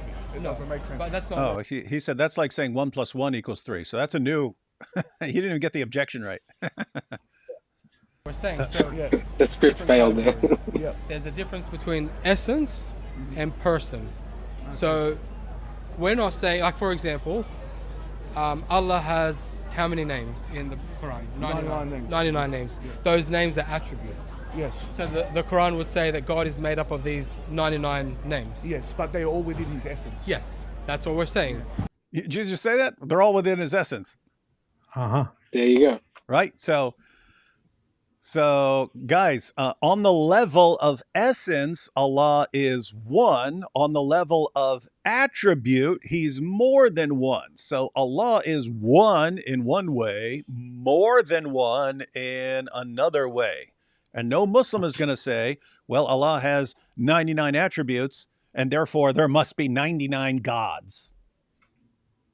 No one's going to say that. No one's going to say that. And his attributes are actually in conflict. His mercy triumphs over His wrath. So mercy wants one thing, wrath wants another, and His mercy triumphs over His wrath. And so wrath and mercy are not the same thing. These are different things. They're different attributes. And yet they have no problem saying one in essence, more than one in attribute. Well, Christians are just saying one in essence, more than one in person. So we're saying these persons are all within the essence of God. But that's describing someone to God. You see, what I'm saying is like the attributes. That's Him from His essence. Now but that's what we're saying. The persons are in the essence. You're mentioning something that is not attached to God. No, we say it is. So we say, for example, in the essence of God, you have. Oh yeah, I had to correct myself. Someone said Jake did. So yeah, Jake said there are 99 different ontologies. So there's that. In this, you have distinct persons that are inseparable to the nature. Why would a specific person be a part of an attribute of God? If I ask I didn't understand what he said. Muhammad came 600 years after Jesus. Yeah. Did you say that the persons are part of one attribute? No. It sounds like that's what he's responding to. Sounds like AP. You remember you remember that episode of Always Sunny when they go to the psychiatrist? Yeah. And she's saying, it's good that you're comfortable in your own skin. He says, yeah, because I have a lot of skin. And so that's why I'm comfortable. And she she eventually says, I feel like you're mirroring my words back to me, but you're not understanding them. That's what that just reminded me of. Like Yeah. he heard attributes and he heard person. So he's saying the words back. He's just not understanding what he's saying. Yeah, exactly how I felt. And he brought a message that, while in some aspects it's similar, but in other aspects it differentiates from what was revealed to the earliest Christians. Which of them can I believe? Which of them should I believe? Well, even in the Bible itself said that there's another prophet coming. Okay? Where does it say that? If I give you See what I told? See what I meant? This is like 15 years ago. You mean the same section that actually literally it doesn't say another prophet, it says another comforter, another helper, and it literally calls him the Holy Spirit. That's what he's referring to, right? Well, because Muhammad was holy. Yeah, this is weird. So apparently when Australia was populated entirely by criminals, they were just abandoned for 15 years. And so when they started finally getting contact with other places again, they've just always been 15 years behind on everything. So Dawa's 15 years behind. Yep. They're 15 years behind in understanding how to deal with Islam and so on. So, okay. Yep. Now, the positive thing is it kind of sounds like maybe 15 years from now, you guys will be all right. I don't know. Yeah, maybe. Can you? Yeah, sure. Actually, I would like to see. He's pulling out the track. you can take that home with you. Can you just read it. ask, like, because that's a whole book. Yeah. But can you show me in the Bible where it says he is mentioned? if Because you- I know the Prophet Muhammad. He said that Jesus spoke of him and said Jesus, son of Mary. He said, one will come after me. His name is Ahmed. That's right. Right. So what we as Christians want to do is we say, okay, well, Muhammad claimed that Jesus said he was coming in the future, prophesying. This was a revelation from Allah. So what the Christians need to do then is go to the Gospels and see, where does Jesus say that? That's right. So that our verse establishes that in the Quran, and also. But where in the Bible did Jesus say that? Well, I'm not a person of the Bible, my friend. You see. Yeah, but you are. That's why there's a book here that you can read and you can see for yourself. No, Yes. so- And anyway, I don't need the Bible because my Quran has revealed that. For No, me. I know you don't need Yeah. the Bible. Yeah. You're saying you don't need it, but Muhammad said to the people of the book, you need the Bible and you need the Torah. Yeah, you that need was the to Injil. judge amongst them. Okay, because No, but it was also to judge whether he was a true prophet or not. Because he said, because within the Bible, it will establish these things about the prophet. Yeah, but when we look in our Bible, it doesn't. That's because the Bible has been changed. Man, You guys catch that? So Muhammad says, hey, you want to know I'm a prophet? Go to your book. And you just said, well, we go to our book and it doesn't say anything about Muhammad. You could have put, well, But then where does it go? you don't want to be mean, but you could accept that he's a false prophet. Yeah. But we don't find these prophecies saying that there's this prophet who's going to come, who's Muhammad and stuff. And he goes, it's because your Bible's been changed. It's like, okay, Yeah. so Allah's argument is go to your book where you'll find Muhammad, but you're not going to find Muhammad it's there corrupt now. because it's been changed. Now believe in Muhammad. Okay, that would be the stupidest argument ever offered by anyone for any position. And that's what Allah came up with? Mm-hmm. many times before it's reached you. When was it changed? When? Many times. When? Your scholars have admitted it themselves. Where? And by the way, guys, think of Dawah script. He just admitted he has no clue what he's talking about when it comes to the Bible, right? No. Right? He has Zero. no clue He what said, he's I'm not a talking about. person of the book. He didn't even know to say like, oh, John 14, that's where Muhammad's mentioned, or Song of Solomon 5:16, or Deuteronomy 18. He didn't know any of that. He knew none of that. So he knows nothing about the Bible, but he's it's been changed. He knows it's been changed. Yeah. And Abe says, okay, when? Well, I don't know the Bible, but it's been like it never crosses their minds that I have no clue what I'm talking about, therefore I should not be talking about it. Right? Never enters their mind. There was another Dawa guy as well that we spoke to. Same same institution that this one was with, but we were going through it as well. He's like, look, I'm not knowledgeable, my friend. Please just go talk to someone who is knowledgeable. I'm like, you are a Dawah guy. You are here teaching people about Islam. So if not you, who can I go to and talk to and ask these questions to, and they actually will know? Like, who can I go to in Australia, in Lakemba, and say, please show me where Jesus is in the Bible? There's no one. So I actually, the thing is, there's textual criticism, right? Okay. What we had in we had in the 6th century, Yeah. in the 7th century, Arabia, where Muhammad was, the Syriac Peshitta, we still have that today. We still have what we had in the 5th century. We still have what we had in the 4th century, in the 3rd century. It's been unchanged from them. Every Bible, it says, don't believe in this Bible because this one is the truth. And you go to Where does it say? Go and look in the start of King. So now that's another common feature of Dawah. As we've seen, this guy has no clue what he's talking about, but it doesn't stop them from just making stuff up that they've always heard from other Dawah guys who have no clue what they're talking about. And it's just wild, man. So if there was an average Christian and he said this to them, they'd be like, oh, I guess maybe the King James does say that. I need to go.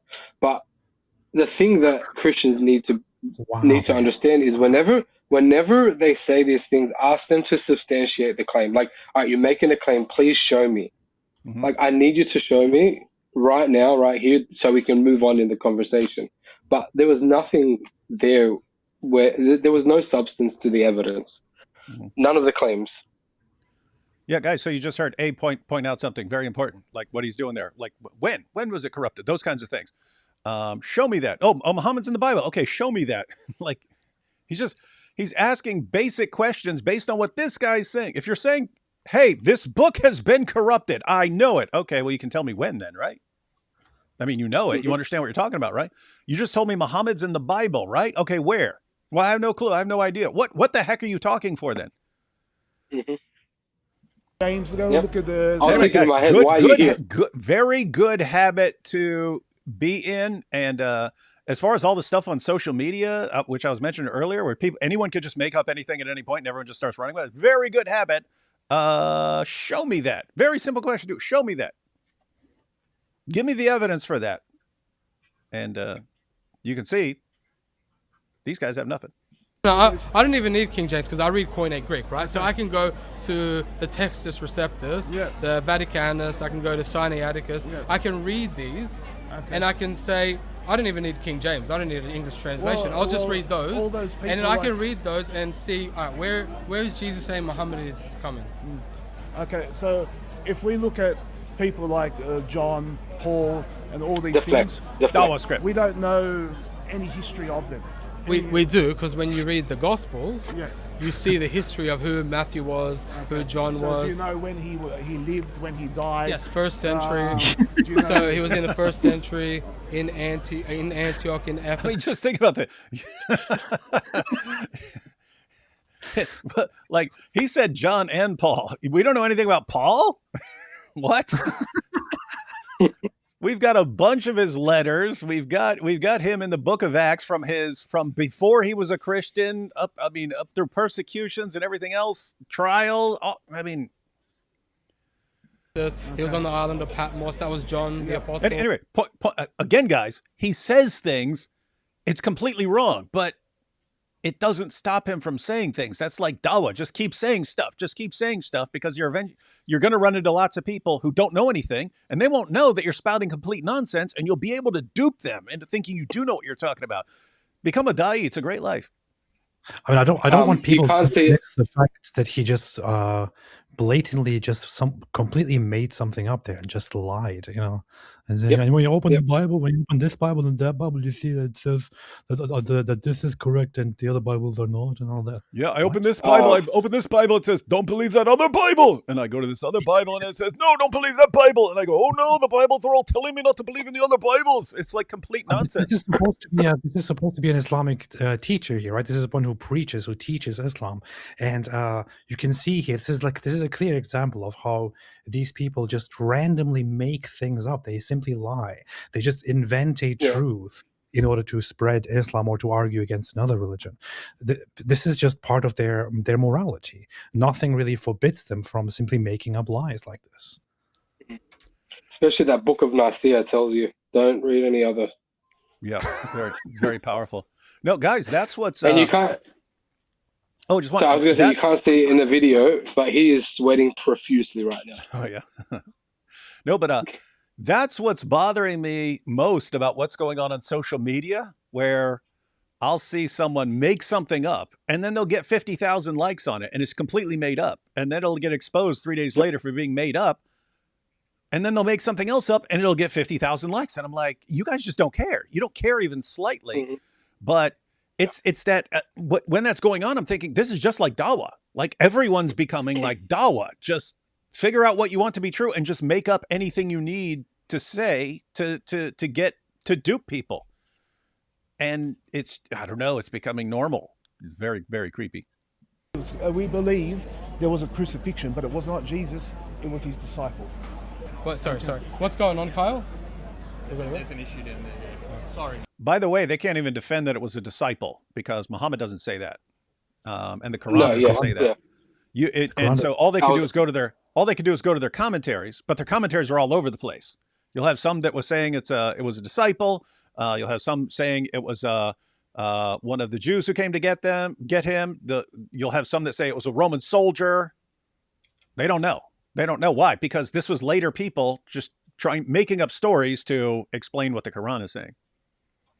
So what's this guy saying? You said we have to leave. You said you need to leave. But you've got no permission. The conversation was shut out, right? Sure. Like, call it what it is, Paul. So if you go on somebody's private property and you're a Christian and they told you to leave it, this is the church's property. It's church, brother. I'm doing that. This is United Lakemba Church property from here to there. Sure. If you read that here, all right, let me donated this to the church in the 1800s. I'm telling you, if someone was preaching the gospel, which we are called to do as Christians, yes, correct me? We'll go out there and do it. That's what we've been not doing. Here, because you've got to have permission. We thought the church was a safe space, mate. Hey. Now, what are you guys doing here? This is a church. You're out here preaching the gospel to the lost. How dare you? We don't do that in church. Which church is this? Not in Lakemba. Lakemba Uniting Church. They are very upset by the video that we put up, by the way. And there might be a defamation suit. They should be upset with themselves, not that, I mean, just think, guys. Think about the takeaway, because everyone in any Western nation needs to learn what happens here, right? It's in order. So if you're in a community with a bunch of Muslims, in order to get along with the Muslims, you have to compromise your Christianity and water it down and not evangelize or do anything else.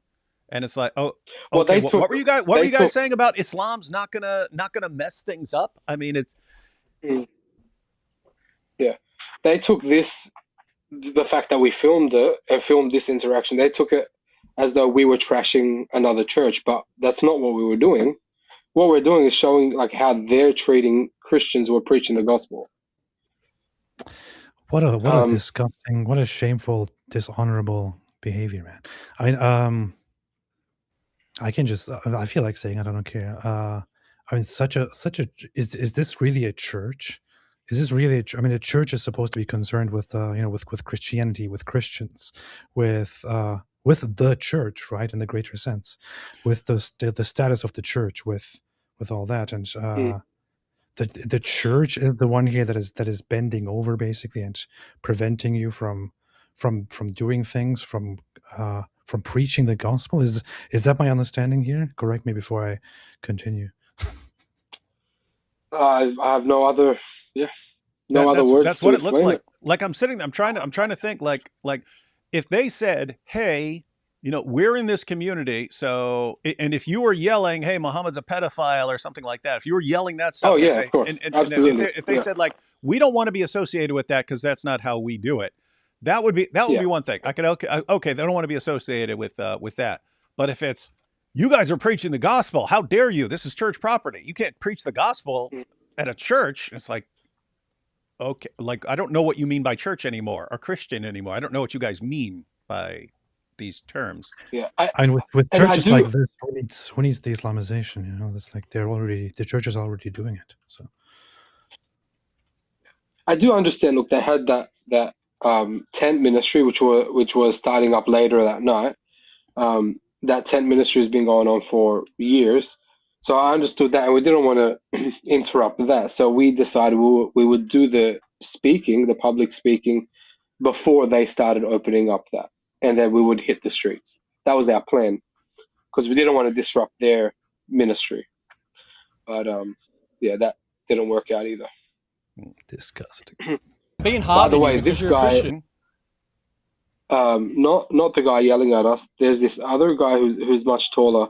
His father actually, he debated Ahmed Didat in South Africa, and so very, very well versed. This guy knows the Quran inside out. Yeah, I just wonder how they would view all of this. These giants of the faith in the past. Like, come on, man. Here you are.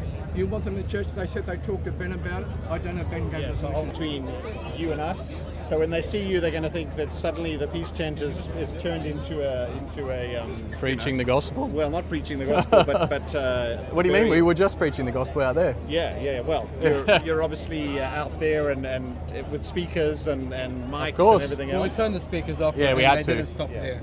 They Yeah, just so- continued on. The peace tent now and the whole thing's changed. Yeah, So- but sorry, you're trying to infer that we're not peaceful. By us being a little bit louder or responding to another Christian kicking us out, it's not being not peaceful. Do you know what I mean? Like that's ridiculous, really, to be honest. Like, Well, I think there are different ways that you can do it, and obviously you're taking a different way, and there are other contexts where I will take a different way as well. Well, I'll also be a little bit more. our goal is upfront. always to bring people to Christ Yeah, and so- to preach the gospel. So I don't know what Paul has said in terms of whether. There's been a bit of confusion. We thought we were allowed to preach the gospel here. We did turn off the speakers, which was fine. Like, we agreed to do it. We didn't know any laws were breaking, but we didn't want to be agitators. But we want to be able to preach the gospel within the confinement of the laws, and not break any.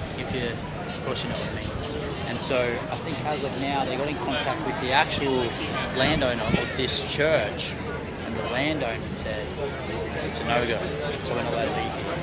So essentially, it's Christians kicking Christians off the private property, which is a shame. Look, but it's just the state of the world these days. Alright, so guys, a little bit of an issue. Not only has the council kicked us out, they've prevented us from using a speaker, having any signs, distributing any materials. Not only that, but even the church itself was not comfortable with us being there and with us using their private property. So it's caused us to go old school. No speakers, no signs, but we have the word of God. We're going to hit the streets. This is still Australia. This is not Sharia Arabia. So we are going in with the power, authority, and boldness of Jesus Christ. Hey, you know, it'd have been funny if they were objecting. You were like, "Is it because I'm not white? Huh? I'm not white enough to preach here." Everyone, he says, "I'm not white enough to preach here at this church." That'd have been funny. Classic. Oh man, that would have been a good gotcha moment. Amen. It'd have been funny. They'd be like, "No, you can preach. Go ahead, preach. Here's your microphone. Go ahead, preach." Is it because I'm an Arab? Yeah, so like he said, we were over there before. That would have been funny. That would have been if you'd have started yelling, "Everyone, I'm being kept from speaking because I'm an Arab." That would have been like the Apostle Paul when he was brought in.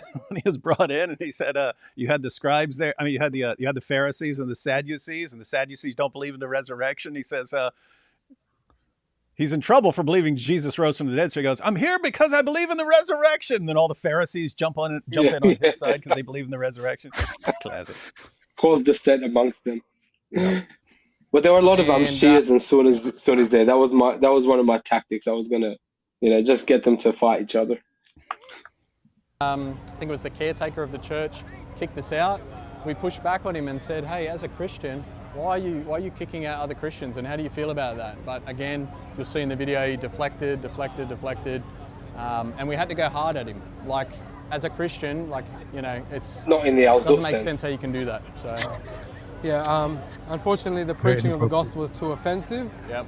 And our approach in preaching the gospel, which the approach is just to preach the gospel, that is too much of an offense for people who claim Christianity. So I don't know what's going on. There's an oppression. This is a spiritual battle, but we're not stopping. We're not causing it to hesitate.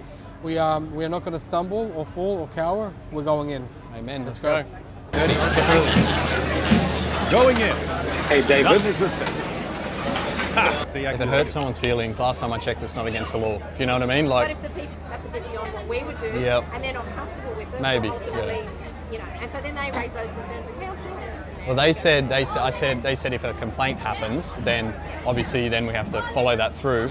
And I said, has there been a complaint happen? And they said, no, there hasn't. I said, so we should be right to keep going. And they were like, oh. And like I said, big future, engage early on. I think we might have burnt that bridge. Oh darn! That's a mannequin. That's a mannequin there. I was like, that armless lady is standing really still. He said, bring the Torah. Yeah. It was then brought. This part and- here, Uh-huh. this part was probably the most painful experience of my life. I'm not gonna lie. Really? Yes, it was terrible. Keep going. I'm just gonna head to my car to charge my phone, so I'll continue. He then withdrew the cushion from beneath him and placed the Torah on it, saying, I believe in you and the one who revealed you. That part's weak, but yeah. What do you mean it's weak? That part of the hadith is weak. Where does it say that? From, Where? I'm Where? telling you from my corpus. Where? If you Where? want to go into every little detail, because I can go through how you use the fake verse in your, in your video or in the post you make. We can go into little details if you want to. What verse? The verse through from the long ending of Mark. We can go through all that. But I'm saying to you, from our corpus, that part of the hadith where he says it's questioned. Some people believe in it, some people don't. But we'll go with the fact that let's just say it's true, right? I have no issue either way. So I'm just letting you know that part of the hadith is da'if. So one part of it is right, the other part is... Most of it's correct, but the part where he puts it down and says, I believe in you, there's a part that also says where he kisses it and he says, I believe in you, the one who sent you. That's all da'if. But that's not in the hadith. What do you mean? The part where he kisses it. No, that's what I'm saying to you. So we have something called a matan. Do you know what matan is? Explain it. Okay, so a matan, so you don't know what a matan is? It's the transmission, right? No. So guys, for anyone who's new here, what this guy's saying is so you have the matan, that's the content of the story. Then you have the isnad, that's the chain of transmission. I got it from so and so, got it from so and so, got it from so and so. He's saying that part of the hadith is good, but the end part there, where Muhammad says, "I believe in you and in the one who revealed you," that's weak. That's weak. So that's what he's claiming. And by the way, you can find Muslim scholars who say that. You can find Muslim scholars who say no, that hadith is good. And so it's just like this picking and choosing. But I mean, think about how insane it is to object to that part. That Muhammad would say, "I believe in the Torah and in the one who revealed the Torah." Read the Quran. It's all over the Quran. Yep. That's the message that, yes, Muhammad believed in the Torah that was still around in the possession of the Jews, and he believed in the God who revealed it. Yeah. No, we can't do that. Why? Because, it's weird. It's because you have Muhammad. It's because you have Muhammad saying exactly what Allah says in the Quran, and you can't have that because now you've got double confirmation. So if they could just do away with Muhammad saying it, then we could just interpret Allah however we want because Allah is just a terrible communicator. So matan literally means text, and it is specifically used in hadith studies as part of the hadith studies in which you with which you analyze the different properties of a hadith and whether it is authentic or not, where you can analyze the matan, the text, in its contents and authenticity, and then the authenticity of its chain of narrations and all that, which is the isnad. And he's like, well, there's the matan, and do you know matan? Oh, you don't even know matan? It's largely irrelevant to the discussion here. but and see, that's another thing they do. They'll do you know this term? No, I don't know what. Oh, you're like, you guys know nothing about anything you talk about, right? You guys know nothing about the Bible. You talk all day about the Bible. You know nothing about anything. You keep talking about it, and then you'll say, Do you know what this term in hadith methodology is? No, I don't. Why are you talking? Yeah, you're right. So this is one of the things, like, as Christians, if we don't know something, we're like, okay, well, tell me, explain that to me. They're just so used to they're just so used to lying off the top of their head that whenever someone says something, even if it's a lie, they have to demonstrate that, a level of confidence that they know this thing. But so because of what he was doing in this, like with his tactics, I'm like, you know what? If he doesn't know something, I'm really gonna give it back to him. So I did that when it came to the Greek names of the books of the Bible. Oh, good. Yeah, that's by the way, I have that same approach when they'll start going, you don't know the Arabic for this. Okay, what were you saying? What were you saying about the God? Okay, what's the Greek here? Mm-hmm. Wait, what was your rule? Oh, you're an idiot if you don't know the Greek. If you don't know the That's what I'm saying. We should start doing that, man. No concept of consistency. What's a matan? So what you're saying is the isnad. Yeah, the isnad. Yeah. Yeah, the isnad is the line of who reported it from who, right? Yeah. The chain of narration, right? Yeah. The matan is the compilations of the sayings of the Prophet from the specific sayings. Okay. So, for example, basically the idea is he had the Torah there at the time. Was it in his possession? That was my original question. It's in Arabia. No. And they brought it to him. You said he had it in his possession. Well, what I look at No, please, brother, please. I want to interject.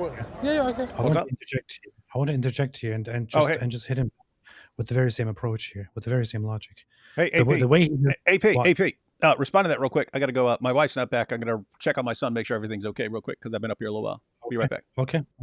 So he just explained what a matan is, right? And he just explained it in a completely, I would say, largely inaccurate way.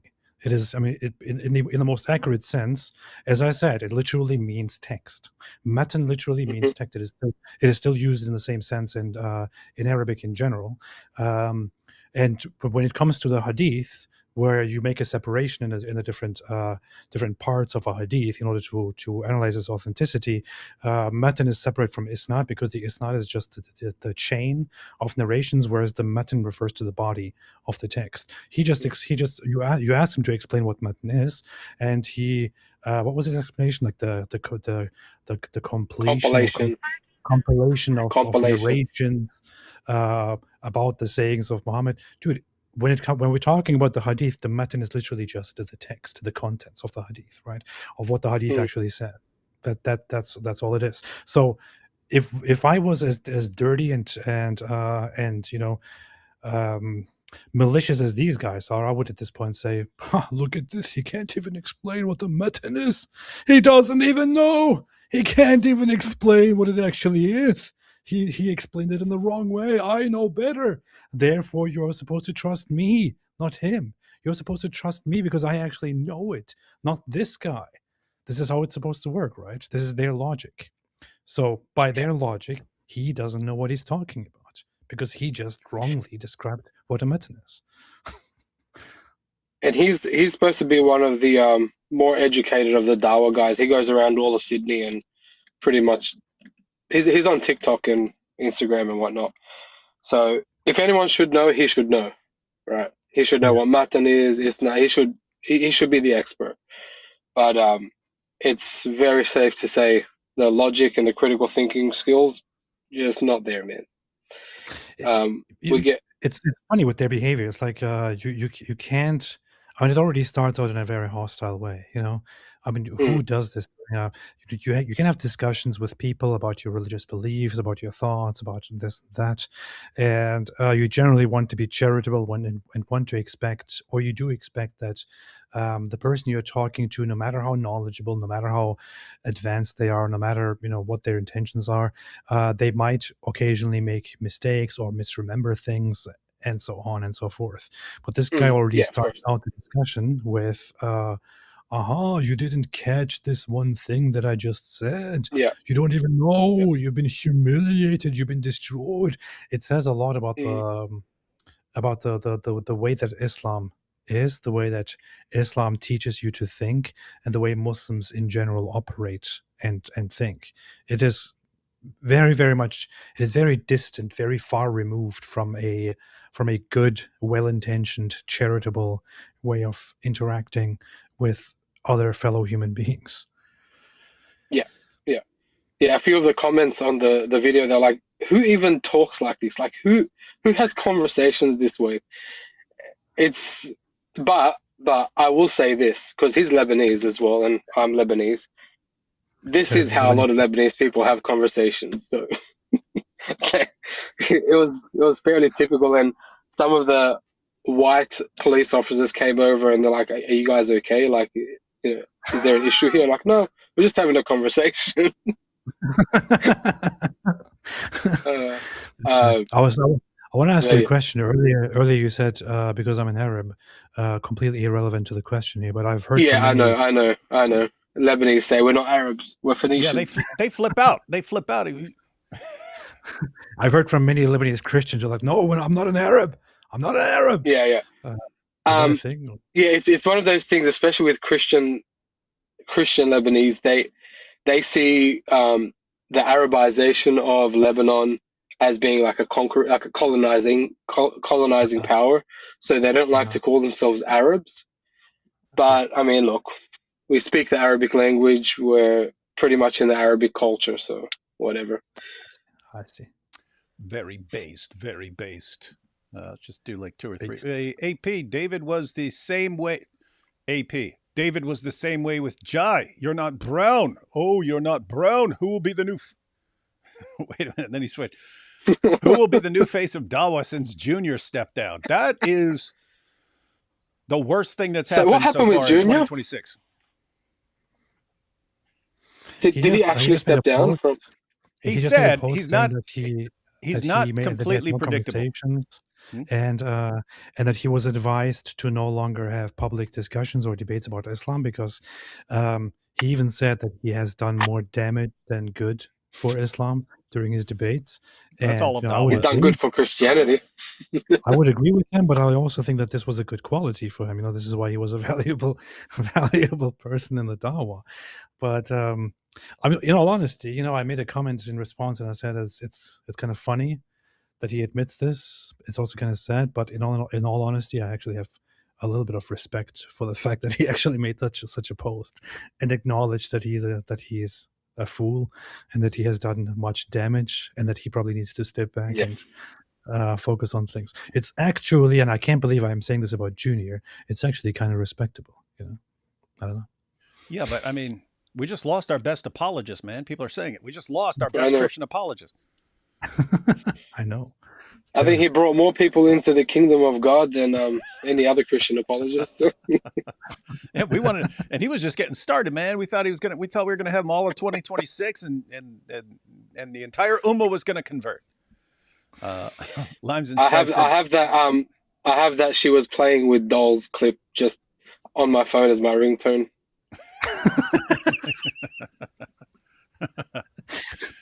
Limes and Stripe said, "Don't send David an email. He doesn't read them. I read some of them. I don't respond to." He read mine.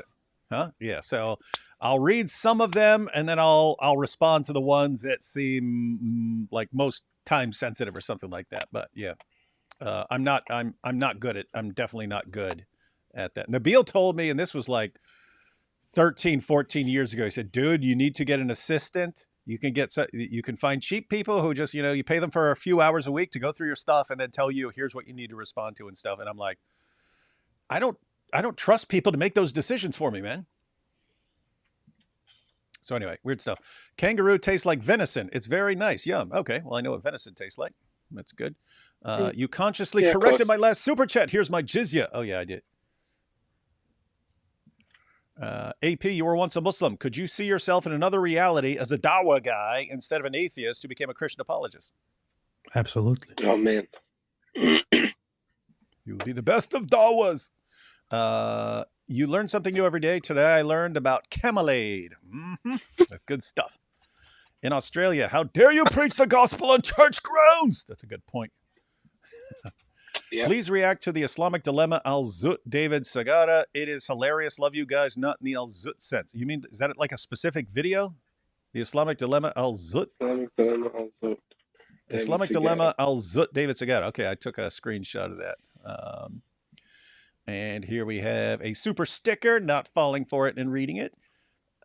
Make Australia again. Yeah. They said something very rude there. Pauline Hanson's on it. How dare you preach the gospel? It's Islamophobic, don't you know? I'm so over the you hurt my feelings. I am a victim, blah, blah, blah. Yeah.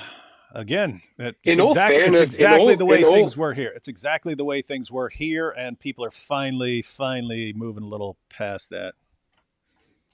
I was going to say, in all fairness, on that night, it was the white people and the event crew who were more offended than the Muslims in their reactions towards us. Mm-hmm. They're not true white people. Yeah. And you have that as well. You have white people thinking that non-white people all around the world think exactly the way they do, and that they are the protectors of all the non-white people who would be super easily offended, and therefore they have to rush to their defense. It's called white savior syndrome. Yep. They were never true white people to begin with. David, same question. You became a Christian in prison. Many men convert to Islam there. As a thought experiment, could you see yourself converting then? Jihad, David, sounds worse than atheist David. No, I pointed that out before. I pointed that out like when Muslims are like, oh, look at all this stuff you did. You're so evil, so horrible. Like when I was 18. Okay, what happened after that? Well, why did I stop doing that stuff? Why? Like something happened. And it's like, okay, the only thing we can point to that happened was I became a Christian. What if I had become a Muslim? What then? What would have happened? I'd have been. I don't think I could have remained, because I would have noticed that there's no evidence supporting it. I would have noticed that eventually, and I would have noticed that all the arguments fall apart. So I don't think I could have like lasted as a Muslim, even if they had duped me at the beginning or something like that.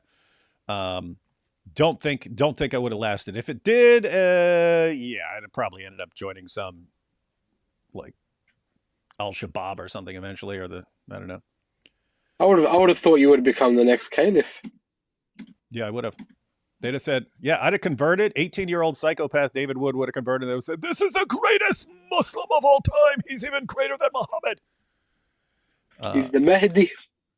That camel figurine is pretty cool. Yeah, I've kind of like this one. Like, I have no sentimental attachment to stuff. I'm like, I should give this to somebody who really likes Nabil, and I could tell them this is a gift from Nabil. But sometimes I think like, okay, I'm not sentimental, but maybe I'm supposed to be. Like maybe I should deliberately like keep stuff that a normal person would keep. I don't know. It's weird. JP Sears just did a video. Israel is your master now. Might make a good live reaction. AP and IP could do a video and revoke his P card. Yeah, we got AP, IP, and JP. AP, you might want to check that out and cover that tomorrow. Guy looks like Tal, traveling clad. Yeah, a little bit. Which one? Huh? You. Saying me or the other dude that I'm talking to? You. Me? You. Yeah. Cool. Racist. We're all brown. Mark Jackson, not Jocko. It's Jacko. Yeah, but isn't it like pronounced more like Jocko? Jocko? Anyway. It is amazing that us Christians have preserved the corrupted books for almost 2,000 years. How do we lose the real gospel so fast? It's nonsensical. Yeah, the books we've preserved them since the 1st century. It's weird that we're so good at preserving books, but somehow we just lost the real important one. Yep. Islamic reasoning has max headroom because there's not a lot of space occupied upstairs. Max headroom. That's funny. You brought up max headroom. That's around the same time that the Highwaymen and stuff was on. Just finished watching Jay Dyer cook. Captain Tazariak was a complete embarrassment for the Black Hebrew Israelites, but they all think Captain Crunch cooked ignoramuses. That's interesting. Yeah, I met him up in New York. Captain Zarek. He was cool with me. A Muslim making illogical quantum leaps like he's Dukes of Hazzard. He may be a Knight Rider, but he'll get caught in his lies and end up in night court, and then he won't have happy days because he's certainly not the A-team. Okay, everyone's just going full 80s right now. Preach gospel at church, burger in McDonald's next. Yeah, can't have burgers here. Yep, getting an echo. Let's see. St. Benedict's rule. Always nice to hear David twice. Yeah. Is St. Benedict's rule better or worse for you than video games? AP. Why did you say AP? Because it's St. Benedict's rule, man. That's got to be something you know. I know. I actually partly read it, and the question just sounds kind of funny. I don't know if what you're asking here. Yeah. It's a book of great discipline. I don't know. Make your own decision. Christian, almost through these real quick. Christian, you can't preach here. This is a church. Yeah, that's a good point. No comment there. Thanks, though. How about sending some Islamic Dilemma onesies for Australia use? Walking billboard time. That would be good. That would be good. Oh, yeah. Hey. Yeah. Hey, if anyone wants to wear one to an event, I'll send you one. Allah said not to believe in parts, but Allah doesn't know anything. What he really meant was Islam is buffet. Take as much or as little as you want. That's the issue. Allah says, here's how things work, and they do the opposite, so he must mean something else. And then we have Junior's my favorite Christian apologist. He's everyone's favorite Christian apologist, ladies and He's the best, man. He's the greatest. Yeah. All right, back to this video. You said he had it in his possession. So I said, show it to me where it says he had it in his possession, and I knew you'd bring this hadith. At the time, yes, he had it with him. But if I came to you and I said, can you get me the Bible that's in with your possession? And you say to me, yeah, no worries. And then you go to your mate and say, can I have your Bible? Well, it's not in your possession. Okay, right? but do you get what I mean? At that moment, in that time, he had it there. He had it, yeah. Okay. So we went a long way around, he had it there. That's the point. But it wasn't in his possession. Okay. But he had the Torah at the time. Not holding to anyone else's words. He had the Torah at his time there. Yeah. He also had the Injil in the same way. That's right. At the time there. Now, what Muhammad says in Surah 5, he says that, okay, in verse 68, from verse 40 to 68, pretty much that whole entire section, he says to the Jews and the Christians, he's saying, unless you stand on the Torah and the Injil, you have nothing to stand on. He says, unless if you follow it, you have nothing to stand on. I'll show you the actual verses, right? Because I don't want to butcher and I don't want to mischaracterize, right? Fine. So, O people of the book, you have nothing to stand on unless you observe the Torah, the gospel, and what has been revealed to you, right? So, unless you observe the Torah and the gospel, you have nothing to stand on. You have nothing to stand on. So what's the argument? Like, what's the actual argument? The argument is this. I come up here. Because you're just asking a question. Like, I want you to make an argument. The argument is this. Muhammad has nothing bad to say about the Torah and the gospel. Okay. But all your da'is say the Bible... No. The Torah and the gospel? Yeah. No Muslim. It's a tenet of faith. We have 6 tenets of faith. All right. One of them says... No, because... Brother, please. I'm going to hold you to your words. Okay. You said if you don't follow the Torah and the gospel, you're saying people don't believe in it. If anyone walks down and you ask them, do you believe in the Torah and gospel, and they say no, he's not a Muslim anymore. I know. You understand that? The word gospel being... No.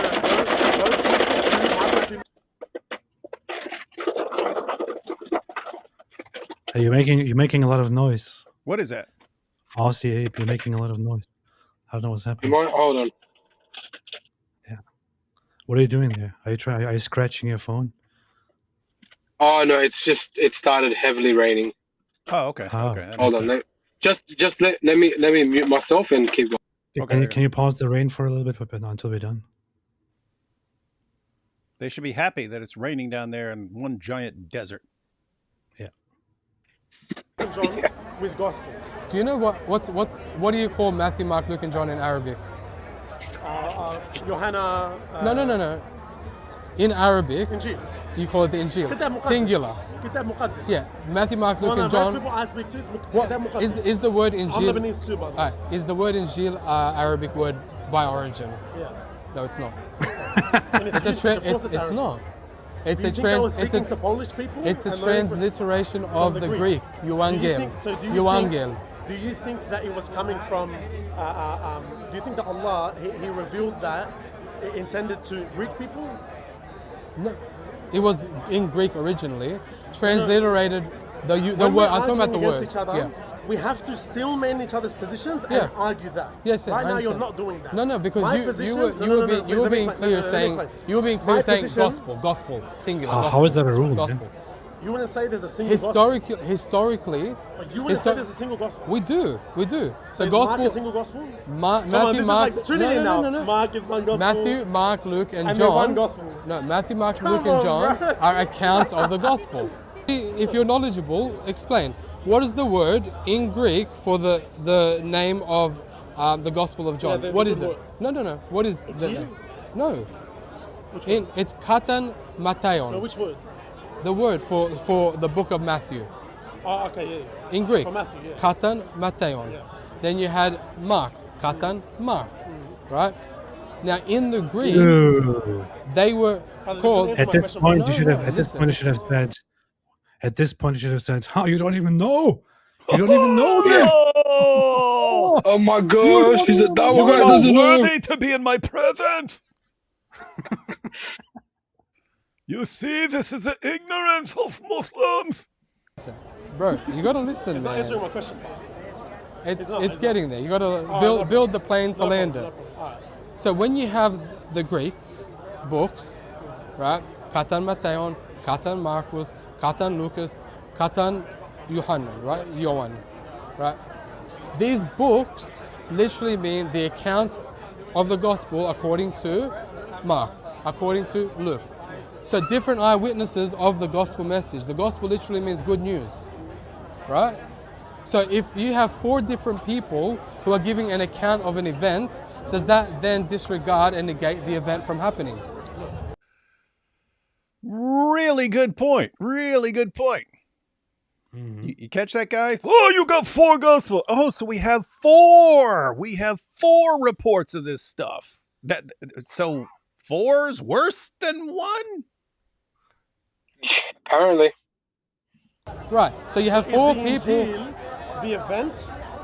Yes, the Injil. Accounts of the event. The Injil is the event. No, it's the gospel. So when Jesus, it's the gospel message. When we talk about the gospel, we say the good news of what Jesus came to do. He died on the cross. He rose from the dead. That's pretty much the gospel. So Mark is only a so part of the gospel. they're witnesses. They're eyewitnesses of the account. So how many parts? See, of the you're gospel talking about steel manning and you're straw manning. I'm trying to ask you. No. How many parts of the gospel do we have? Because there's John, there's Romans, Galatians, Colossians. They're not gospels. What's with the Muslim fixation on parts? So they're not. What's that? I was saying, what is with the Muslim fixation on parts? They always come up with parts. And it's just amazing because Allah flips out over the idea of only believing in parts. No. Oh man, I thought you know this stuff. The gospel, right? Matthew, Mark, Luke, and John are eyewitness accounts of the gospel. We're talking about what you believe is the Bible, yes? The New Testament. New Testament is different to when you're speaking specifically of the Injil, right? He's not even listening. He's not even listening. He's completely ignoring everything Abe is saying. It's like it's pain. I now understand what you mean when you say it was the. It was. I said to my wife after this, "Don't ever complain about childbirth again." This was good. It's pretty messed up. You know, it's funny because you said in your message, you said you gave a timestamp and you said this is one of the most painful things ever, or something like that. And I just skimmed it for a thumbnail, but I saw you with the cops, and I was like, oh, must have been something with the cops. But nope, it was conversation with this guy. Yeah. The Injil. Then let's stick to Mark, Matthew, Luke, and John. Okay, Matthew, Mark, Luke, and John are the 4 accounts and eyewitnesses. Is Mark a gospel, yes or no? You're not listening. Brother, accounts of the gospel. This is my original question. You're not answering. Accounts of the gospel. Witnesses of the gospel. So it's not the gospel. It is a witness of the gospel Brother, message. It's either yes or no. It is. It's not a yes or no because you're not listening. He's making the rule. Play by the rule. It's not the gospel. How does that make sense to you? All right. Sounds like the Trinity. All right. Explain it to me this way. Explain it to me this way then, from your epistemology. Yeah. from the Quran's version, what is the gospel then? And where does the Quran say what the gospel is? Yeah. I'm asking you. Now we're moving so far from my question. No, because you don't want to answer that. Because no, you didn't answer my... No, brother. Don't run away now, because this is what annoys me. Answer my question directly. I answered it like 5 times. So Mark is not the gospel. That's what you said, yes? Brother, it's an account. It's an account of the gospel. No. If it's an account of the gospel, then it is not the gospel. What is the gospel? Brother, listen. I said it's the good news of Jesus Christ. I'm not listening. You said to me that the gospel is the account of Mark, Matthew, Luke, and John, yes? The gospel message is accounted as from the eyewitnesses, right? Matthew, Mark, Luke, and John historically have been. It's one gospel. It's one gospel. We have one. We don't have 20 million gospels. So we don't have 20 million different. For those who are confused by what he's actually trying to do here, is he's applying his Muslim perspective and his Muslim understanding and Muslim description of what the gospel is supposed to be, and thereby expecting a proper and expecting an answer from Abe. So for those who don't understand what the Muslim expectation is that Muslims impose onto the discussion here, you might not understand it, but what he's trying to do here is, according to Muslims, the gospel is this text that was given to Jesus. So you have to now, therefore, accept that as a necessary foundation to then show them what the gospel is. If you tell them what the gospel actually is, because they are ignorant and their description of it is actually wrong, then they will not accept your answer because you're not comforting to their expectation of what the gospel is. This is what he's trying to do. He's trying to appeal to his Muslim beliefs and his Muslim audience, and thereby trying to establish which book specifically is the gospel that Islam is talking about, because that's the only gospel there is. That's what he's doing here. Yeah.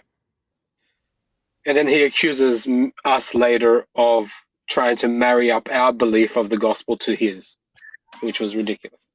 The irony. Gospel. No. My goodness. So Mark is not the gospel. I can't say Mark is the gospel.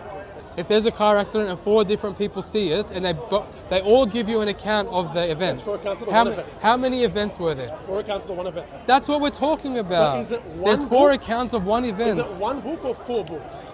There are 4 books. Because let's just say if they wrote 4 different paragraphs, I wouldn't say it's one paragraph. I would say it's 4 different paragraphs. Of There's 4 books of one event. So is each book is not the gospel. Each book is accounting the gospel. Brother, I don't understand how you're not getting it. It either is the gospel or it's not the gospel. How do you? Because what you're trying to do, you're trying to marry up your beliefs of the gospel singular to my belief. You guys always claim that Muslims, we're trying to copy you guys and we're trying to come to your Bible. I didn't say that. Brother, what I said was Muhammad had nothing but good things to say about the gospel. I agree, and I said the same thing. Right. So I love the gospel. I was a Muslim, I read the gospel and I became Muslim. Yeah, I doubt that. I doubt that. I love that you called him right there. I doubt that, right? Because they're we know they're trained. They're just trained to like make things up and lie, but they always do this. Yes, I read the gospel, and that's why I converted to Islam. And he don't even know what the gospel. He don't even know what the gospel is and stuff. So what do you actually talk? What did you read? Matthew, Mark, Luke, and John. So you're reading about Jesus dying on the cross for sins and so on. You're like, yes, this makes me want to be a Muslim. Jesus is the Son of God who died on the cross for sins. Like what? Who was it? I think it was it Ahmadiyya or Shabir Ali, one of them who said something similar that they saw an Islamic book as they were reading the Bible. I can't remember who it was. But yeah, that's one of the scripts as well. Mm-hmm. Brother, if you read the gospel where Jesus is saying, I am the way, the truth, the life, no one comes to the Father except through me, and then you go to Muhammad, it completely contradicts. No, when I read it, I saw an Islamic book. Where? In the book. What in the Bible is Islamic? We're running away from what we were talking about. No, you just said something. You've done this 3 times now, I've been counting. Like he made a claim and doesn't want me pressing the claim. Like he made a claim, I press him on his claim, he's like, oh no, you're running away from the topic. You're not answering. Brother, this is gaslighting. Say yes or no. Is Mark... Brother, Surah 1, Surah 2, Surah 3, Surah 4. When you say, I'm going to read from the Quran today, and you're looking at all these different Now you're chapters. strawmanning me. That's not a straw No, you man. are, because it's a completely different. It's a non sequitur. Brother, if Because I say- I'm asking you if about I say- no, if- answer my if question. my brother- stop, brother. You're not even listening to me. I'm asking you. If you ask me, I say no. That's a part of the Quran. I'm asking you. Is Mark completely point. a part of the gospel, or is it the gospel? It's explaining. Or is it a gospel? It's I've given you 3 or explaining. 4 different It's options. explaining from one person's perspective the totality of the gospel message. He's explaining explain to me Jesus' what the gospel is teachings, his death, and his resurrection. That's the Now, gospel. explain to me what's the gospel. What are you talking The about? What gospel is that the thing? good news of Jesus' teachings, death, So and if I write resurrection. about Jesus dying and resurrecting, that's the gospel? Yes. If I go right now and write about Jesus dying and resurrecting, that's the You gospel? are proclaiming the gospel. Oh my God. Yo, that's crazy. If That's I the go gospel. with my own I'm hands, here when I said let's go no preach one the would gospel. agree with you. No one would. Why? Yeah, because you're Why? reading from what? I'm reading from the Bible. Ah, so the Bible is the gospel, yes? Yes. But if I write to you, I'm going to ask you again. You can go back on it and you can cut out that blunder you just made. If What I write, blunder? because I asked Right, you. when I if go to stop, church stop. and I preach No, the no, gospel, stop, listen to me. No, dude, listen. I'm preaching If from I the write on a gospel. I asked you, if I write on a piece of paper, Yeah. Jesus died and resurrected. You said that's the Brother, gospel. you got to work on your arguments, man. It's so bad. You said that's the gospel. Bro, your You're not logic even is answering bad, now. Now you're brother. back. Dude, gospel means good news. The good news, the good news is that Jesus Christ died on the cross for sins and rose from the dead, and he's Lord. That's the gospel, right? And that can be a spoken message, so you can preach the gospel, but it was written down in the first century. The accounts of the gospel were written down, and yeah, they can't get their minds they can't get their minds around the idea that their thinking about what the gospel is just it has no connection to reality. Like, here's what I think the gospel is. Oh, you're saying it's something else. Haha, that makes no sense. Okay, yeah, what's in your head that you got from Islam has no connection to reality whatsoever. You know, it's kind of like this. You could make the same thing in a way. Similarly, you could point it out with Muslims. Muslims will refer to the names of Allah, and will, for example, say that Allah is al-Haq, which means the truth. But they will also believe that the Quran is Haq, right? That the Quran is the truth. So they could take the Quran and say, I will preach to you the Haq, the truth. And then you could then just point out and say, wait a minute, are you saying the Quran is the truth? So Allah is not the truth. The Quran is the truth. Ha ha, you just contradicted yourself. They can't even decide what the truth is. They're so stupid. Stupid. What are they stupid? This is kind of what he's doing here. It's just so ridiculous. Yeah. Your logic So is what I bad. write down is the gospel. You're So right. I'm an eyewitness of It's almost done, guys. Got a couple minutes left here. the gospel?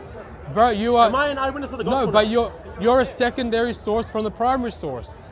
The Bible's a primary source. Yes. So what I wrote is the Injil. No. Because No. brother, You just blundered no. so No. badly. No.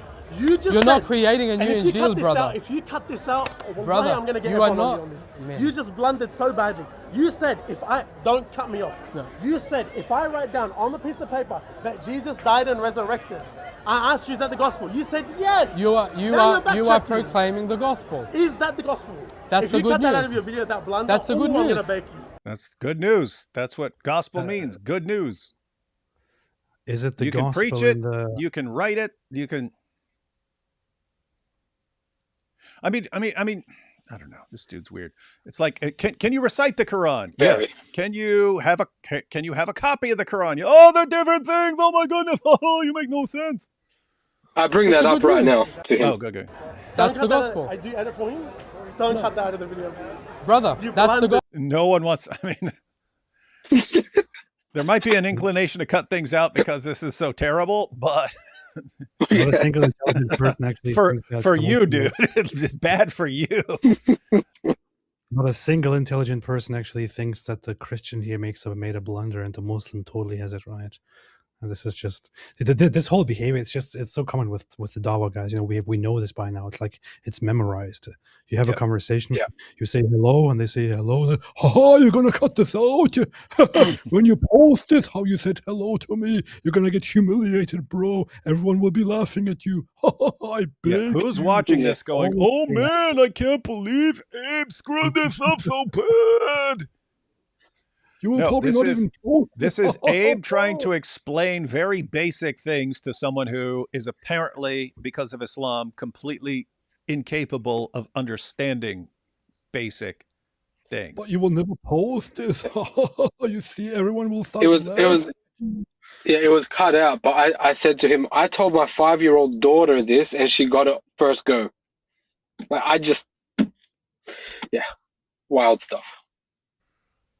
So hard. So if That's I the write on a piece gospel. of paper, is that the gospel? That's the Look, same way. look, The same way. If you, Abraham, if I'm you an honest went, person. Listen, you're not an honest person because you've been straw manning the whole brother, time. you just said that if brother, I write something on a piece of paper, it's the gospel. All right, He was being honest. Imagine He just imagine lied. if you had If you be honest if with you me- had No, listen, Surah Abraham, I wanna be an honest person. 568 and you Oh you my God, he's running. listen, man. Every time Brother. there's an issue, he goes to the Quran. I'm just explaining with an analogy. Brother, How look, bad if you your be honest with arguments me- are. If you just be honest with me, yeah? Imagine No, if you Abraham, listen, wrote 'cause I'm trying if to be a you good wrote person. if you wrote La ilaha Let her come illallah. through, let her come through. Imagine if you wrote the Shahada, right? That's not the Quran.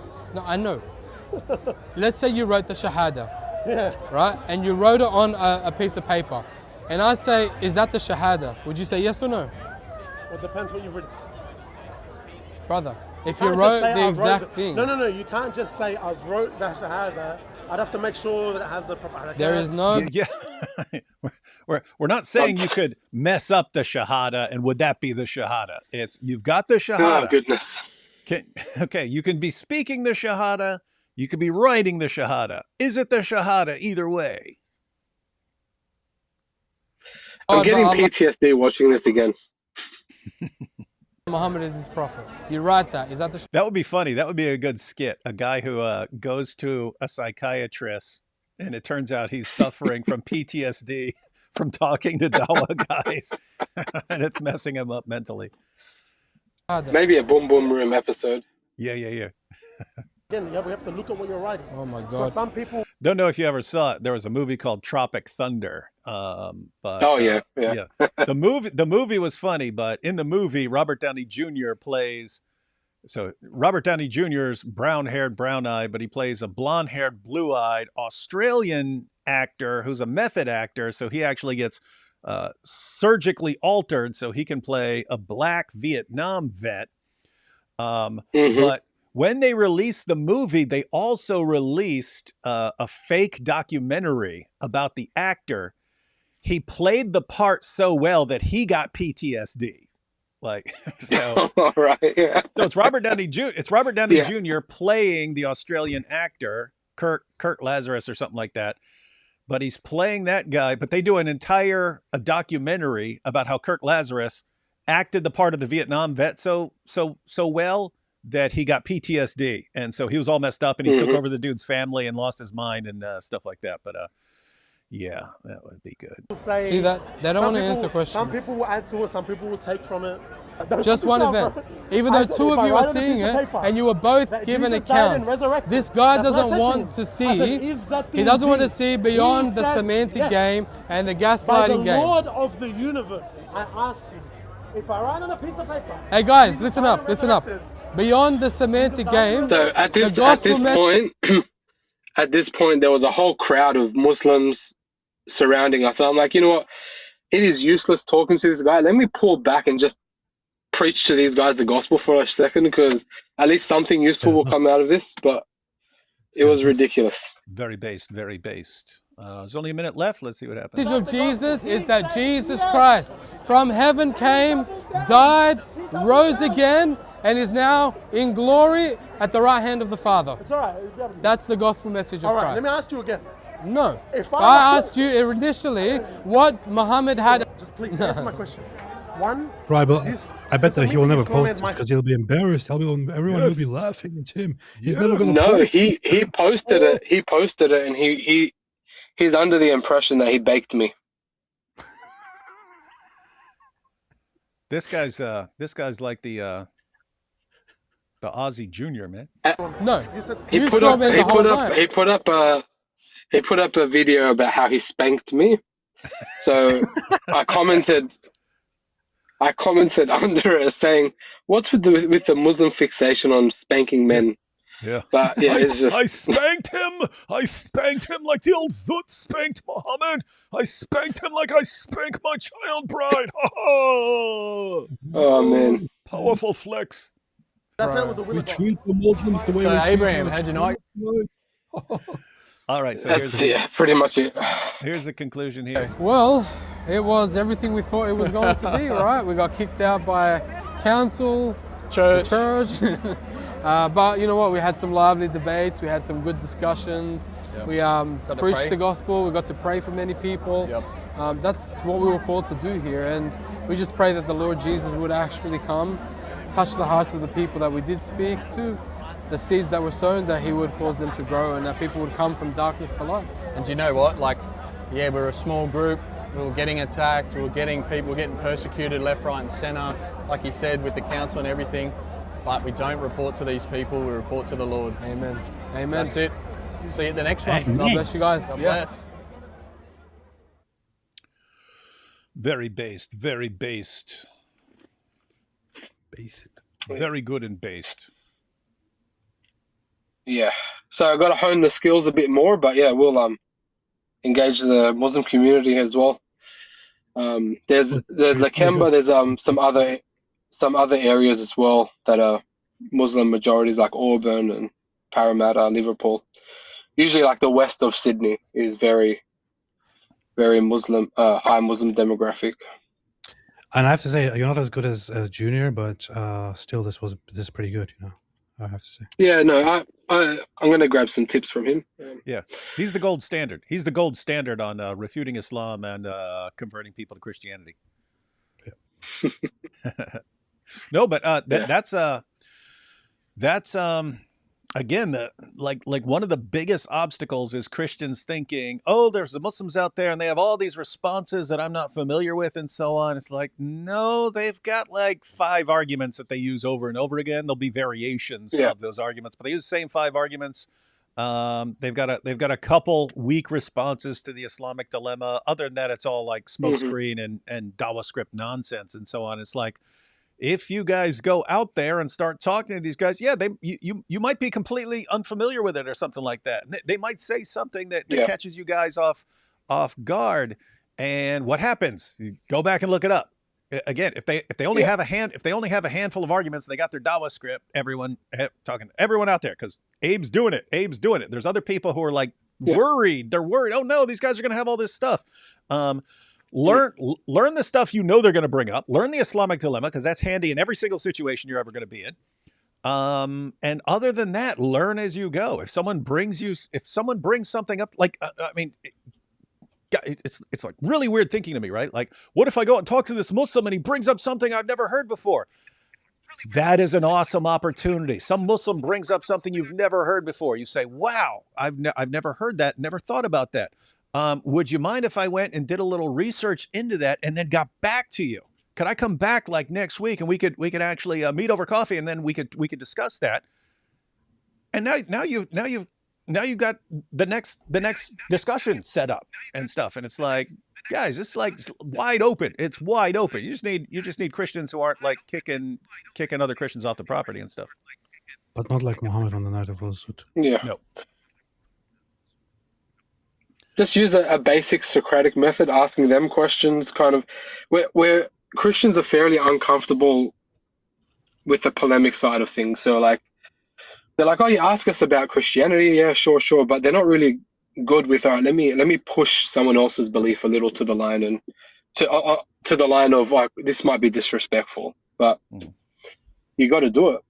And that's another reason we tell everyone to learn the Islamic dilemma. More Christians are comfortable with that, right? Because it's a polemic, but it's a much more comfortable for most Christians polemic, because you're not like attacking Muhammad or something like that. And you could do it all just by asking questions like, "Oh, really? You said this?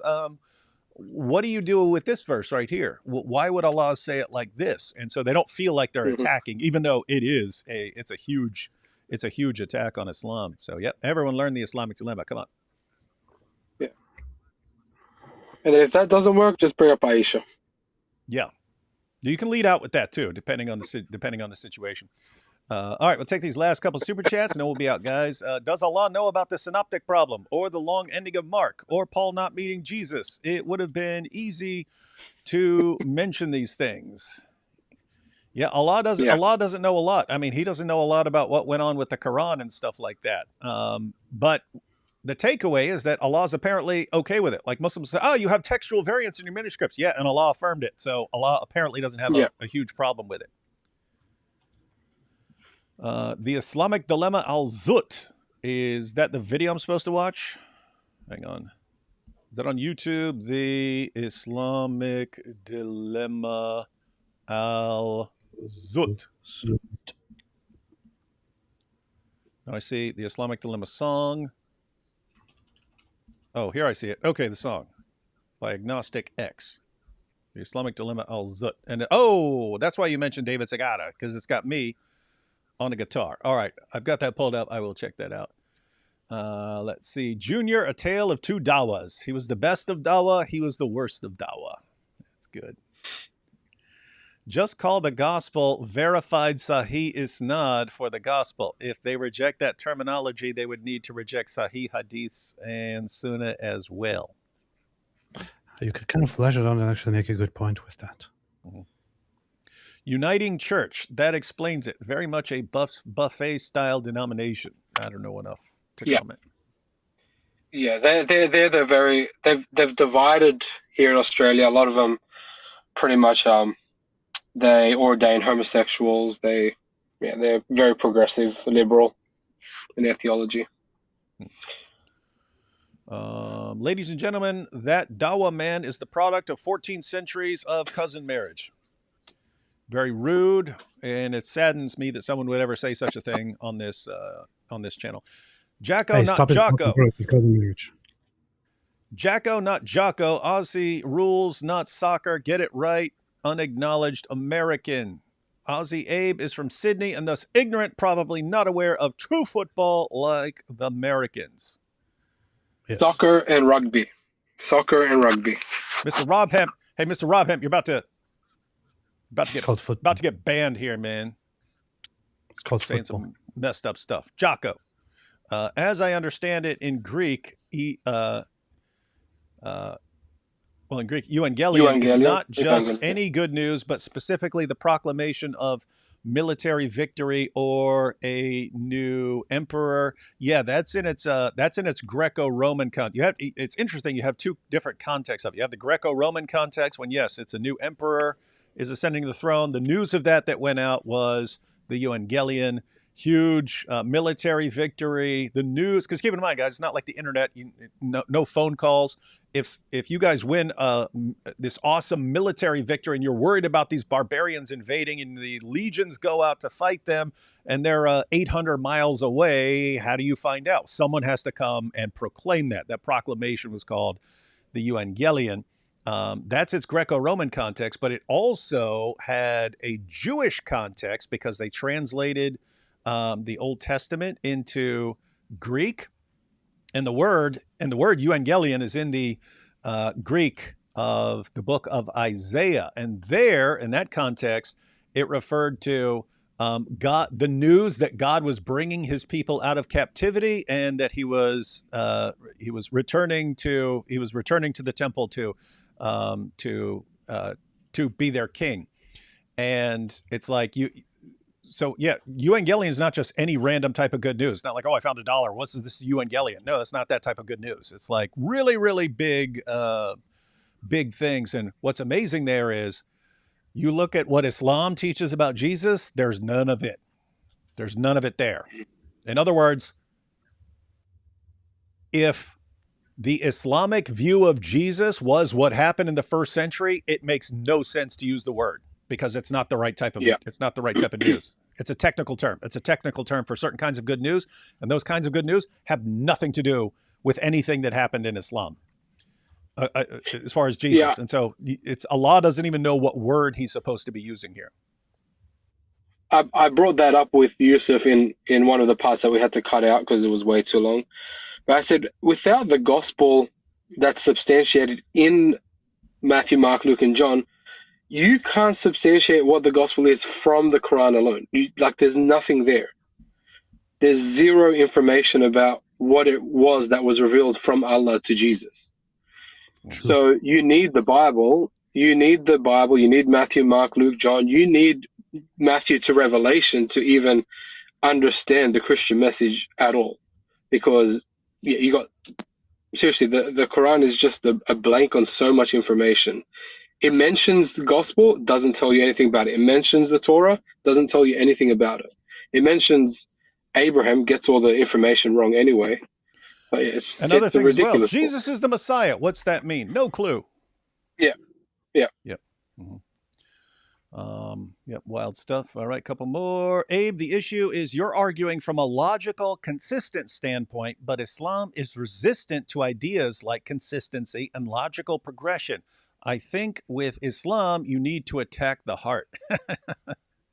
That's funny. They're saying we're apologists. We're trying to defend logical arguments, and yeah, it's true.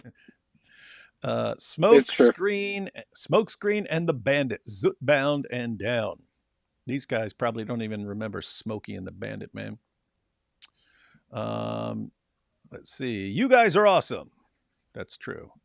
And we have Abe. You did great. Looking forward to more. Oh yeah, that's good. And that should be super encouraging. Seeing that many people watch your video when your channel just started. That's crazy. It was not the worst thing I've seen, I have to say. Thanks, AP.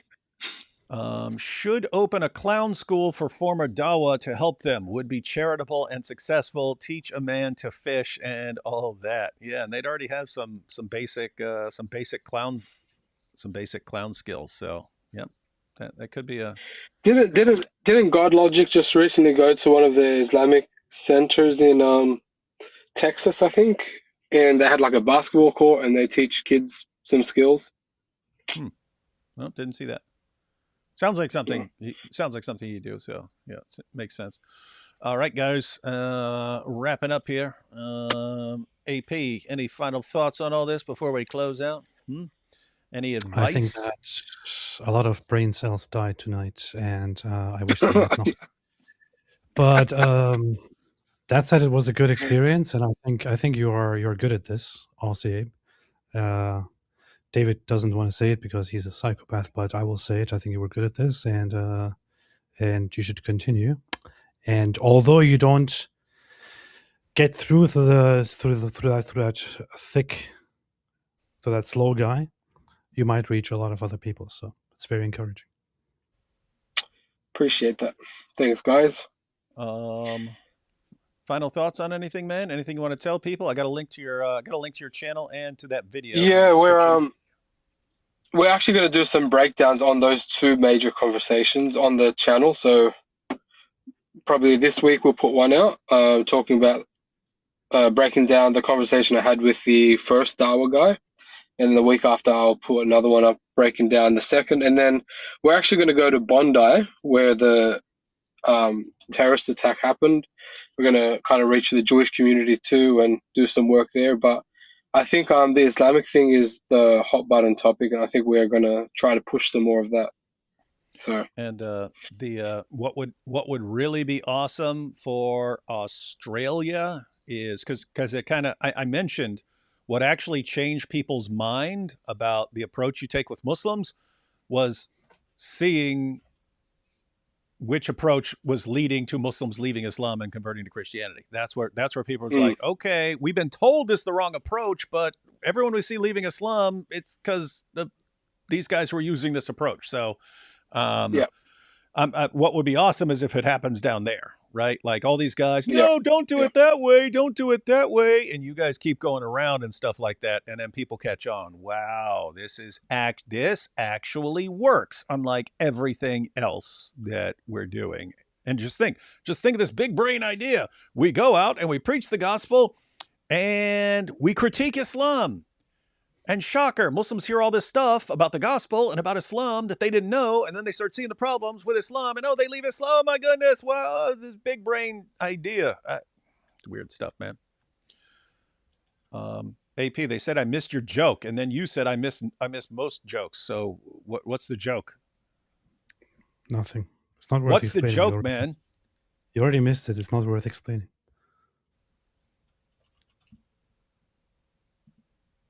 It's not funny when you explain it. Well, just tell me. Just say the joke. Don't explain it. Just say the joke. I don't know what it was. Oh, okay. Well, must not have been very funny. Watching AP and David for about almost 3 years now, and I have got no IQ left. Well, AP does have that effect on people. And Ash here says, put him in touch with me before talking to Jews. That's cool. That's a good idea. Ash, yeah, would love that, actually. Yeah, we'll more than happy to connect. Where is Ash Australian?